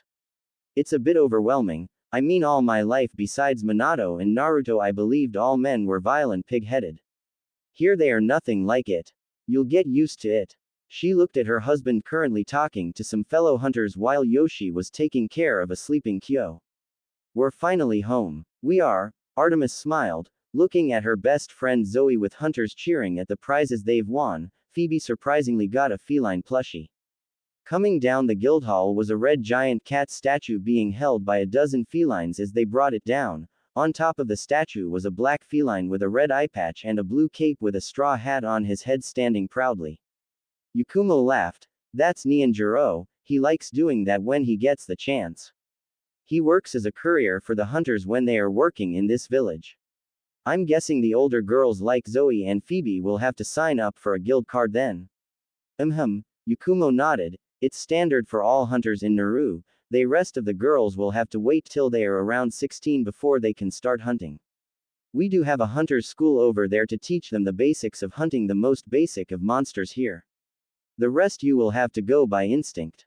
Getting a guild card isn't hard, so they won't have a problem since they already have experience. The rest of the girls will have to wait until they're older. But they are free to practice, of course, in the training grounds. Artemis nodded. She raised her eyebrows when the giant red cat statue started rolling and crashing into one of the fish ponds. Yakumo just laughed. Don't worry, they're fine. We hired another feline named Nepo. Since I'm going to be working now, Nepo will be Kyo's nanny. He'll also be helping me with the cooking and housework. Once Phoebe and Zoe get enough money, they can also hire felines to go with them on their hunting quests. Zoe and Atlanta were at the food stand trying the steak, and they loved it. They were still quite overwhelmed at how friendly the men were here, and how the female hunters of this land were treated with the same respect as the male hunters. They laughed as they watched Phoebe hugging a feline, suffocating the poor thing with her chest. They had never been so happy before. Naruto was casually talking to his old teammates Reiko, Dino and Sora. The bow gunner Dino had gotten together with Sora. They were now currently dating while hunting together. Reiko hadn't changed. He was still the overly cheerful lancer of the group. A young girl with dark brown hair walked up to Naruto and partially hid behind his back. Guys, I want you all to meet my little sister Atlanta. Atlanta, these are my old teammates, Reiko, Dino and his girlfriend Sora. Hey kiddo, planning on being a hunter like your older brother here? Reiko said with a grin. Naruto patted her on the head. Don't mind her guys, she grew up hating men before she got taken in by my mother. Reiko nodded. Ah, I see, no worries man, besides she just got here. Well, I'll see you guys later, I'm gonna go ahead and eat. Alright man. Naruto nodded and waved at the lancer. Sora knelt down at the 10-year-old girl and smiled. Hi there, I'm Sora. So what kind of weapon do you want to use when you'll be able to start out hunting? I like using bows, Atlanta replied, still a little shy and scared, but was a little relieved that she got to meet a huntress. Yes, another gunner. Dino cheered, causing his girlfriend to laugh. I can tell you'll do great, kid. Gunning is a good profession in the hunting business. He took out his aquamatic longshot. This here is a bowgun, combination of a cannon and a crossbow. Instead of bolts, it shoots slugs and other kinds of specialized ammunition. Might want to also give it a try later on, or maybe tell your other sisters, I'm sure they'll like it. Atlanta nodded, still being shy around the new people she is meeting. She was not used to talking to other people but her brother and sisters. Zoe and Phoebe approached them, a bit curious about the two hunters with their brother and sister. Dino grinned, putting his bowgun on the ground like a cane. Hey there, name's Dino and the girl wearing great jaggy armor and dual blades is my girlfriend Sora. You two must be Naruto's other sisters, am I correct? Seeing no answer from them, he sighed, them too huh? Yep. Naruto nodded solemnly, give them time, they'll open up eventually. Alright, well if you're wondering what this thing is, this a bowgun, specifically it's called the aquamatic longshot, crafted from Rathian parts. Bowguns are one of the two weapons used by gunners like me and your brother. Phoebe was interested in the weapon, a cross between a gun and a bow. She had never seen anything like, and the one this man was wielding looked like a giant sniper rifle. Don't mind him, you two, he's obsessed with bowguns. I'm Sora, Dino's girlfriend and one of Naruto's old teammates. He told us about you during the hunt for the Elder Dragon. Zoe replied. Sora sighed, he told you that story huh? Yeah, not one of our best moments, we nearly chewed Naruto out for making us leave him behind. Well, enough of the gloomy stuff, how are you guys liking it here? We really like it, although we're a bit overwhelmed by how nice the men are here. Your brother told me about that, just give it time and you'll get used to it. I can tell you will all make great hunters. They will become gunners. I just know it, Dino declared. You all use bows, don't you? Zoe and Phoebe nodded, sweat dropping at his not so subtle personality. Yes. Dino pumped his fist. Naruto and Sora rolled their eyes, he was always so overly cheerful. Sora pulled his sleeve, alright, we're going ahead too, we'll see you later, Naruto. Bye. Naruto waved at them, he turned to his sisters, so, enjoying yourselves? The three hunters nodded. That's good. Zoe, Phoebe, tomorrow we'll get your guild card so you can start hunting, seeing as you two are the oldest, the rest of the girls will have to wait until they hit 16, it's the law here. Atlanta pouted, having to wait 6 years until she can officially hunt. Don't worry, Atlanta, besides you can actually enjoy being a kid for now. Naruto ruffled her hair. Alright, let's head back, I bet you guys want to see your new house. They heard meowing and spotted a feline with a yellow helmet flying through the air, and there goes Trenya.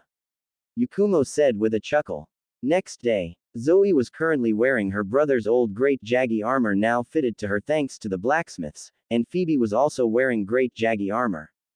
Naruto gave the prominence to Zoe much to her protests, he then got a new bow built from Rathian parts called the Queen Blaster. Phoebe got herself a basic Yakumo heavy bowgun. Yakumo was known all around Naru for their extreme sturdiness and being able to fuse with the different kinds of ore, crafting weapons and armor with them. Naruto nodded in approval at them, wearing his Rathian gunner armor and his new Queen Blaster bow. Alright, since you two are already well versed in hunting, you two will be hunting Great Jaggy, together. It's what all hunters have to do when they start out, and since you two already got a head start with the gear I gave you, I believe you two are ready to face a Great Jaggy. Head up to the reception and Yakumo will give you guys a hunting contract. What about you? Zoe asked him. I will be going on my own hunting quest. It's completely normal for a hunter to go out alone as long as they know what they are hunting. You two will be doing that soon once you are all accustomed to hunting here. The guild hall was bustling with different kinds of hunters going to and returning from the hunt. Zoe and Phoebe awed at the captured Rathalos tied up to a cart being pulled by an Aptonoth. Hey you two. Hi Yakumo. The two huntresses waved at the new guild receptionist. How's the new job? It's great, I get to meet new people and see my husband off to work. It's a win-win for me. Yakumo grinned. So you two are hunting together? They both nodded. Alright, here you go. Naruto told me what monster, so here is one Great Jaggy contract. They want it gone as it seems to be terrorizing merchant caravans in the desert. They both signed the contract. Good, now stay safe you two. What's Naruto hunting? Phoebe asked. He's hunting a Rathian that's been spotted, attacking a small village to the south. He really wants to help you guys get started, in other words the both of you are being sponsored by him. Yakumo giggled. Don't worry you two, this isn't the first time he went off hunting alone. Yoshi walked into the guild hall wearing his trusty Yakumo set and wielding a small katana. I'm coming with you too. He meowed. It seems Yoshi wants to tag along you two and make sure you both are alright. Yakumo smiled. Of course he can come. Phoebe said with stars in her eyes. Thanks Yoshi. No problem. Yoshi meowed. I actually want to see how well you two do on your first hunt. Zoe smiled. Thanks Yoshi, we'll do our best. They were used to hunting in packs against a single prey, encircling their target until they go in for the kill. Not the other way around. This is ridiculous. Phoebe fired another shot at the Jaggy pack, being led by their target the Great Jaggy. There's no end to them, they just keep coming. Just keep shooting. Zoe shouted, firing off another arrow at the oncoming Jaggy, striking it right at the eye. Boom. Yoshi throws a barrel bomb at one of the Jaggies. Welcome to monster hunting you two. He shouted, taking out his katana and slashing another Jaggy's head clean off. Phoebe, keep shooting, I'm going straight for their alpha, if we take him down, they'll crumble. Right. Phoebe nodded while firing another volley of scattershot rounds at the pack. Zoe, throw a flash bomb. Yoshi ordered. Alright. She reached into one of her pockets and grabbed a yellow sphere, she threw it and exploded as it landed on the ground, blinding and disorienting the entire pack and their alpha. Seeing her chance she closed in and fired a volley of arrows at the Great Jaggy, one of them impaling its neck. The beast cried in pain and panicked as it fell to the ground. Zoe loosed another arrow and this time aimed for its chest, right at the heart. Seeing their leader die, the Jaggy pack scattered in fear. Just to make sure, Zoe stabbed the Great Jaggy with an arrow, using it like a dagger to make sure it really is dead. We did it. She sighed in relief. Thank goodness. Phoebe fell to her knees, feeling exhausted. Yoshi then gave them cold drinks to refresh them. Nice work, you two. Yoshi congratulated them. Soon you will be hunting even bigger game, but first you two will have to get used to hunting like this. No kidding, I lost count on how many Jaggy we had to kill.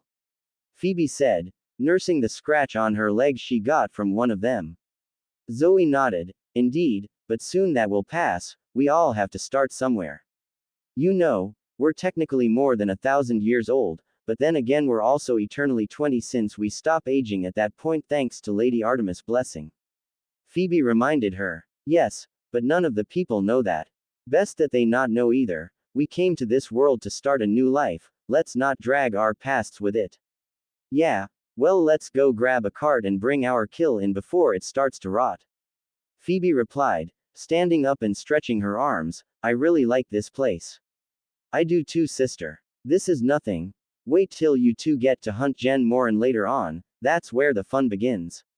Yoshi grinned. Naruto had just killed the Rathian, having hunted them so many times, he had grown accustomed to learning how they behave, so hunting them was quite simple. With the Rathian dead, feline workers loaded it onto a cart and secured it for transport. He will be using this entire wyvern to sponsor his older sisters so that they could get better gear for their hunting. All they had to do was get used to hunting in these lands as it was considerably different to the way hunted back at Earth. So they needed a lot of help to get started, and they were family always helped one another. They would need better gear if they wanted to get up to speed. He smiled, proud of his work as he watched the Aptonoths pull the cart away. He could not wait to get back home, specifically in the arms of his lovely wife. Zoe and Phoebe were greeted by their younger sisters, being bombarded with questions as to what their hunt was like. It was certainly different, I mean being attacked by a pack of Jaggy was certainly something else. Phoebe nodded, yeah, I mean having to use different tools for a single hunt is definitely different to what we were used to doing. Ah, now I really want to go hunting with you guys. Sorry Atlanta, you're gonna have to wait 6 years before you are legally able to hunt. It's the law here. Phoebe chuckled, ruffling the younger girl's hair. Atlanta pouted, but then spotted her older brother walk in. I'm back. Yakumo walked out of the reception desk and gave him a welcome back kiss. Welcome back. Naruto smiled and returned the kiss. He looked at his sisters and grinned. So, how was it? Different, but exciting. I can't wait to go on our next hunt. Zoe replied with a matching grin. Thanks to Lady Artemis, we were able to understand the feline language. Yoshi was a big help to us. That's good, but remember he won't always be there for you since he also has other responsibilities. Don't worry though, soon you will be able to hire your own felines. Now come on, I bet you're hungry from your hunt. So you hunted a Rathian alone? What is that like? Atlanta asked. Nothing special once I hunt them enough. I mean I've been hunting wyverns for a while now so it came to a point where it isn't anything special anymore. But they do bring in good money, so I can't complain. The blonde Hanyu replied, taking a bite from the steak. This is good steak Nepo. The white-furred feline just gave him a thumbs up. So how was your day, love? Naruto asked his wife. Nothing special, just giving out contracts to different hunters. Trenya of course went out on his usual treasure hunting. Yakumo replied. Kyo of course was with me at work, gaining a lot of attention from the girls working there, even some of hunters stopped for a while met her. Naruto smiled, how about you mom? Still adjusting with the girls, they did go down to the firing range and practice their archery. The teachers there were really impressed with their archery. He was short elderly wyverian. Ah, that's my old mentor Kanbo, but everyone just calls him old man. Naruto chuckled. He taught me everything that is to know about hunting. Artemis raised her eyebrows in surprise, she never expected that old wyverian taught her son how to hunt. She smiled in the end and continued eating her meal. They continued on eating and talking about their day, they felt truly at home. What do you mean he no longer lives here? Where is he? A pink-haired young woman screeched at the warchief. The Konoha ninjas have returned, hoping to convince Naruto to come back to Konoha once more. As I said girl, he no longer lives here, he has retired and moved to a location we will not tell you. He finally gets to live his life in peace. We will not you people be an obstacle. Vol'jin replied, gritting his teeth at how persistent these people are. But he belongs to Konoha, his true home. He belongs to wherever he chooses to live, not your decision. He is not some kind of property to you people. Thrall growled. Sakura was about to retort when Sasuke placed a hand on her shoulder. That's enough, Sakura, we can't convince them. Let's just go. She sighed in defeat and walked out of the building. Sasuke bowed to them and followed his teammate out.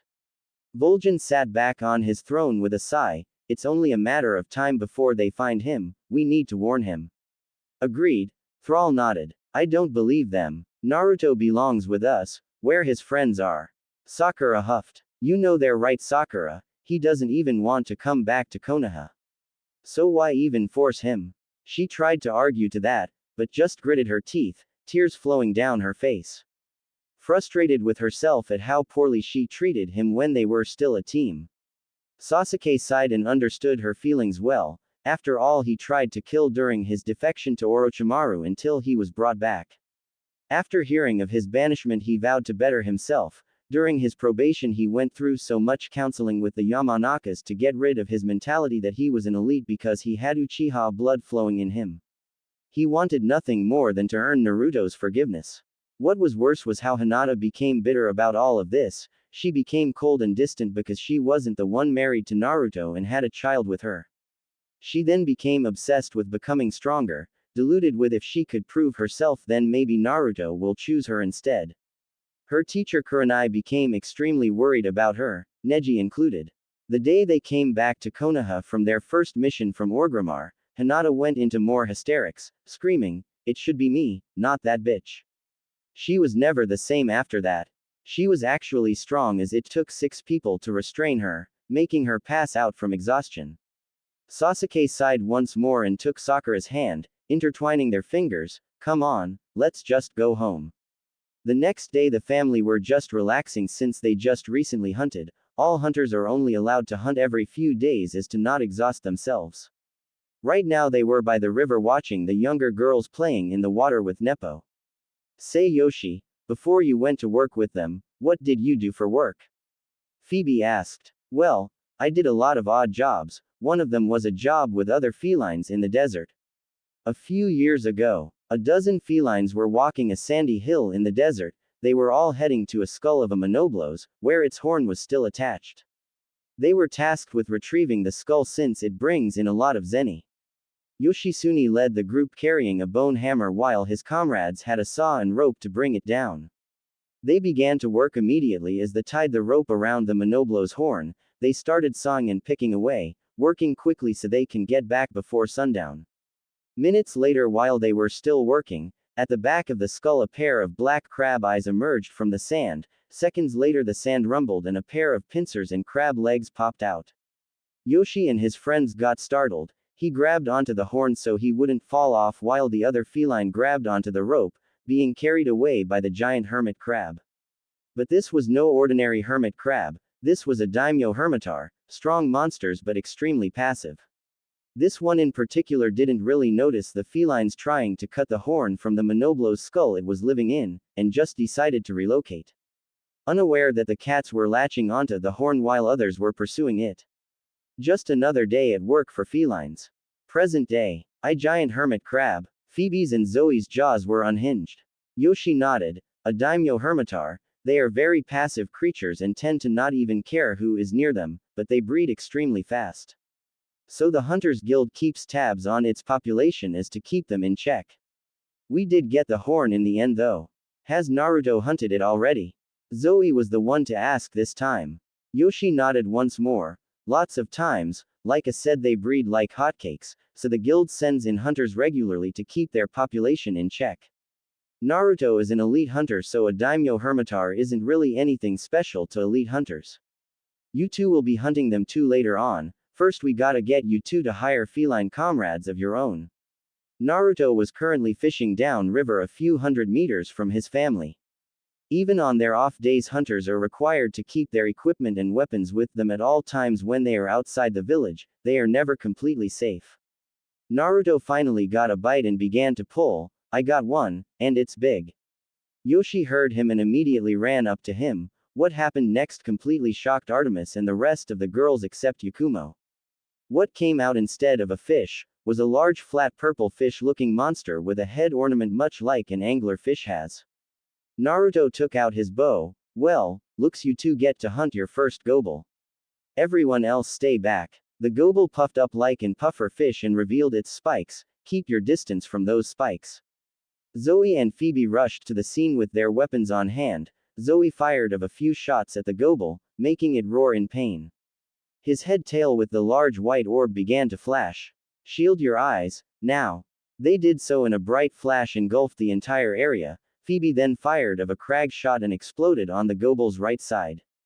The battle lasted for 10 minutes. The gobel was now littered with arrows and becoming even more enraged. Naruto growled, "We got to take it down now. We can't afford to let it linger any further." Phoebe fire off a few more shots to make it tip to its side. On it. Phoebe did so, loading another crag shell. She aimed a bit lower this time. The explosion caused the monster to tip to its side and lose its balance. We only have a few seconds. Aim for its heart. Naruto and the rest of the two aimed at the center of its chest. The arrows, barrel bomb, and slugs struck its target, making it squirm in pain before laying still. You guys can come out now, it's over. Yoshi checked the beast and gave them a thumbs up. Congratulations you two, you just hunted your first gobel. The rest of the younger hunters including cheered. They got to see them in action for the first time. Artemis was proud of them, working together to take down their prey. They decided to head home so they could celebrate another successful but unexpected hunt. Trenya was on his daily treasure hunting in the Great Desert, picking through rocks in one of the few caves that housed all different kinds of ore and gems. He wanted to see what he could find and hopefully sell them back at Yakumo. The yellow-helmeted feline then heard a loud roar from outside the cave. He ran out to see what that noise was, and lo and behold, a large elder dragon emerged from the sands in the distance. 2 large tusks. What was different was the violet ore covering its upper body. Trenya just spotted a lot of valuable ore on this variant of Gen Morin. Grabbing his stuff and the gems and ore he collected, he got back to his little sand boat and sailed towards the elder dragon, intending to brave it and hoping to see what treasures he could find on that elder dragon. The guild hall was packed. The sighting of a hallowed Gen Morin coming for Lock Lack City got the Hunters Guild on high alert. Naruto was with his 2 older sisters signing up for the mission as they will be heading down to the Great Desert to board a hunting ship. Yakumo was now currently hugging her husband, bidding him a safe journey. I'll be back before you know it, okay? Yakumo nodded. She gave him one more kiss and watched him walk out the door with his sisters. One day later, the hunting ship was on its way to Lock Lack City, joining other ships for the hunt of the massive elder dragon. The ship's captain was scanning the horizon for their target. He then spotted a school of Delics swimming on the sand in the distance. Delics at hour 10 o'clock. The captain shouted. The rest of the crew roared, excited for their hunt. Zoe, Phoebe, get ready. Naruto screamed as he manned the ballista. Play Gen Morin theme. The 2 girls nodded and readied their weapons. Other crew members began delivering cannon balls for the cannons. And then it came like a whale in an ocean, jumping over one of the ships with a loud roar. Zoe and Phoebe, having never seen one before, had their jaws drop at the sheer size of the beast flying over them and back into the sand.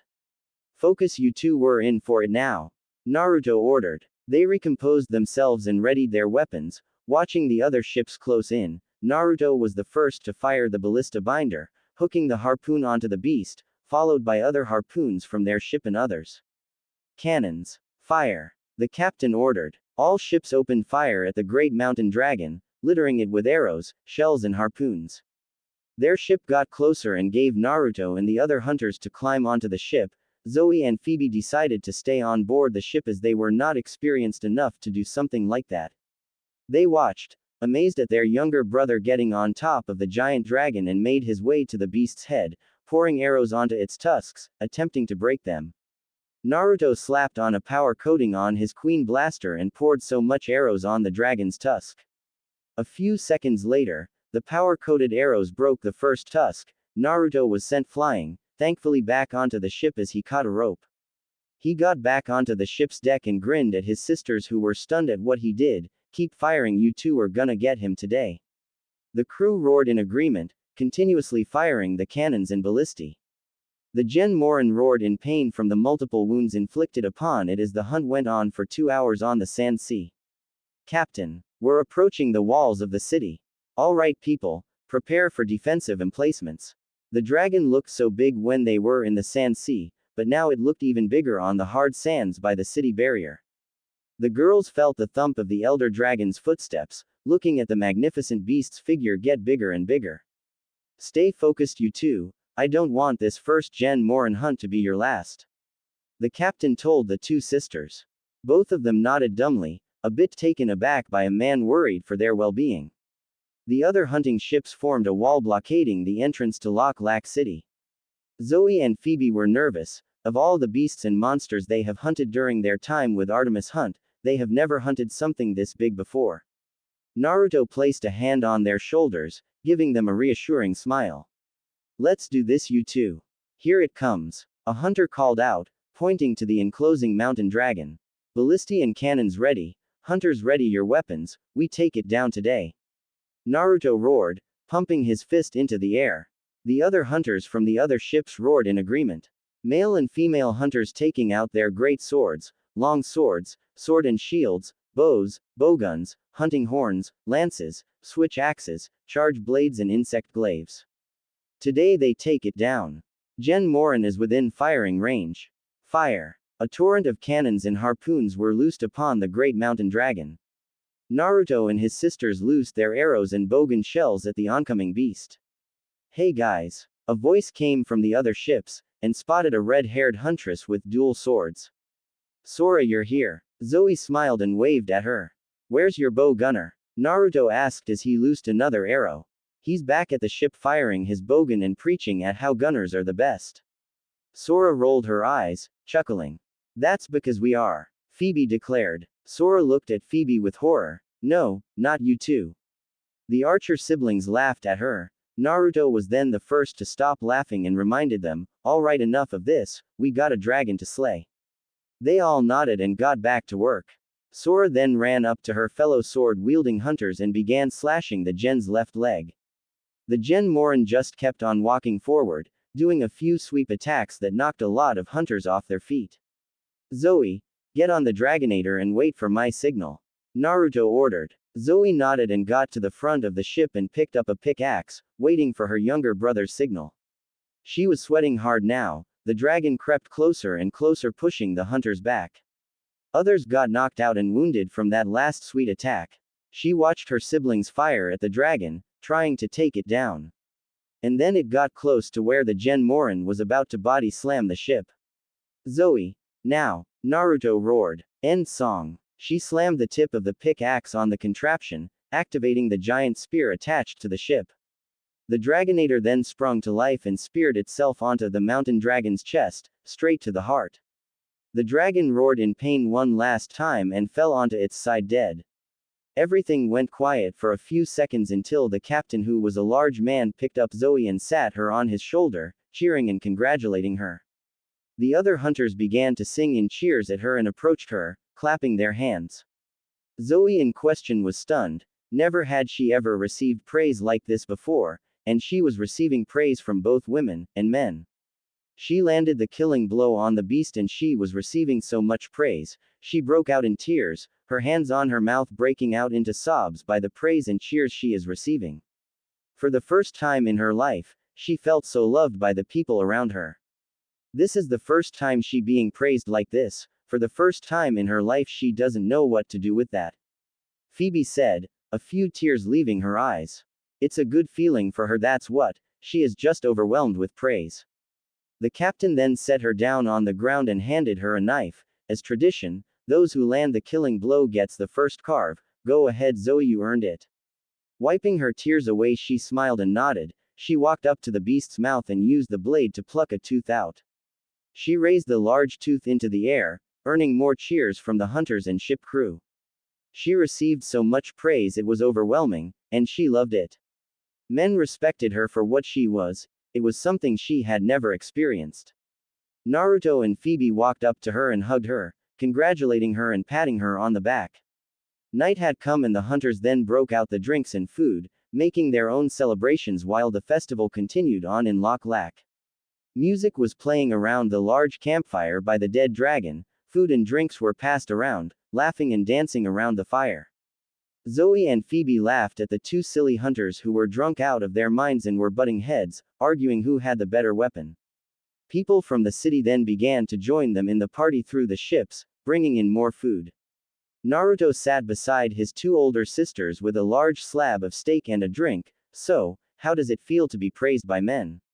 It's a great feeling. Zoe replied, and I want to do it again sometime. Naruto smiled at his sister, happy her views on men were changing for the better and that it was all thanks to the people around them. Naruto spotted something coming out of the mouth of the hallowed Genmoran. What he saw made his jaw drop. Trenya, what the hell are you doing there inside that thing? A ship from the distance was heading straight for Lok Lak City, a silver-haired man with a headband over his left eye that had a leaf symbol. With him was a pink-haired young woman with a black-haired young man. There was no mistaking they were Konoha ninja. They had received word of a continent to the south of the ocean between the elementals and Kalimdor. Tsunade decided to postpone her search for Naruto and decided to send merchants to the lands of Naru for trading. So they sent Team Kakashi and Team Guy. Wow, I bet the Sand siblings would love this place. I mean a sea of sand with boats sailing over them. Tenten smiled as she leaned over the boat. She spotted something from the distance. Guys, look. I think that's a dead dragon. Everyone moved over to where Tenten is and spotted the campfire by the dead giant dragon with violet crystals protruding from its back. Ah, looks like they finally took it down. The captain of the ship cheered along with crew. Captain, what is that creature? Sakura asked. Oh, that's right, you people are not from Naru. That young lady is a hallowed Genmoran, an elder dragon native only to the Great Desert. The live-off eating deluxe. Every year we hold a festival whenever a Genmoran decides to pay a visit. The guild then sends hunters to either repel or slay it. This one in particular had a knack for getting away. Looks like his days were finally numbered. We'll be stopping there for now. Looks like there's a party going on. A ship approached them and stopped short of the Genmoran's tail. Naruto was just sitting there when he spotted the people getting. It was his old team from Konoha along with Team Guy. Oh no, they're here. Naruto muttered, loud enough for his sisters to hear. Zoe widened her eyes at the leaf headbands she spotted, especially that Kakashi person, who looks like to read books on a daily basis. Phoebe just had her bogan ready while Zoe had her dagger with her. Their worries began to increase when they spotted them. Naruto stared at Sasuke while he stared back. The Uchiha approached them. Naruto. Sasuke. Naruto growled. Hey little buddy, you know this guy? The captain of his ship asked. Yeah, he tried to kill me one time. Naruto said. Everything went quiet. The hunters stared at the Uchiha, giving him a dirty look. They could tell these people were foreigners by the way they dressed. All the hunters gripped their weapons. They didn't like killing other people, but even they knew they had to defend a friend and fellow hunter. What are you people doing here? Naruto asked. We're just here escorting merchants. We didn't even think we would find you here. We thought you were somewhere else in Kalimdor. Sasuke answered. Just so you know, he isn't coming back with you. His place is with his family. Zoe growled out, gaining nods of approval from her fellow hunters. And who are you to say that? Sakura sneered. His older sister. Zoe glared at her. I know you. You were with Lady Artemis, Naruto's mother. Kakashi widened his eyes in realization. This just got worse. All right people, back to the party. No need for hostilities. The captain called out to everyone, before turning to the Konoha ninja. As for you three, we're watching you. The rest of you guys can join in. Yush, you people are very youthful for slaying such a mighty beast. Guy cheered, pumping his fists into the air. Hi sensei, they are indeed youthful. I will later run 1,000 laps around the camp to improve my strength so I can slay mighty beast as well. That's the spirit, Lee. Guy sensei. Lee. Guy sensei. Lee. Guy sensei. Would you two cut it out? Tenten slammed them with a hammer, knocking them out cold. Sorry about that folks, they're always like this. Tenten gave them a nervous laugh. The hunters just stared, and then broke out in laughter in a matter of seconds, resuming their drinking and eating. Tenten then began talking to other hunters about their weapons. That's it. I want to live here and make awesome weapons. Do it. A hunter called out. You'll love it here in Lok Lak. Yakumo village is better. Naruto shouted. No way. Lok Lak is better. No fighting you two. Phoebe growled out loud. Yes ma'am. The two mumbled and sat back down, causing everyone to laugh once more. At the other side of the camp, Team Kakashi looked at Naruto, realizing they had never seen him this happy before. It was now impossible knowing that Lady Artemis hunters were with him. There was no chance of him coming back to Konoha now. They then watched a walking cat wearing a yellow helmet and goggles with a bottle of sake on his hand. Drunk and wobbling around the campfire. Come on Trenya, you can do it. The captain laughed. It was just hilarious how the feline was stuck inside the hallowed Gen Morin for a whole 6 months and somehow survived. Meeoooooooooow. Trenya literally meowed, his cheeks extremely red from the mass alcohol he consumed.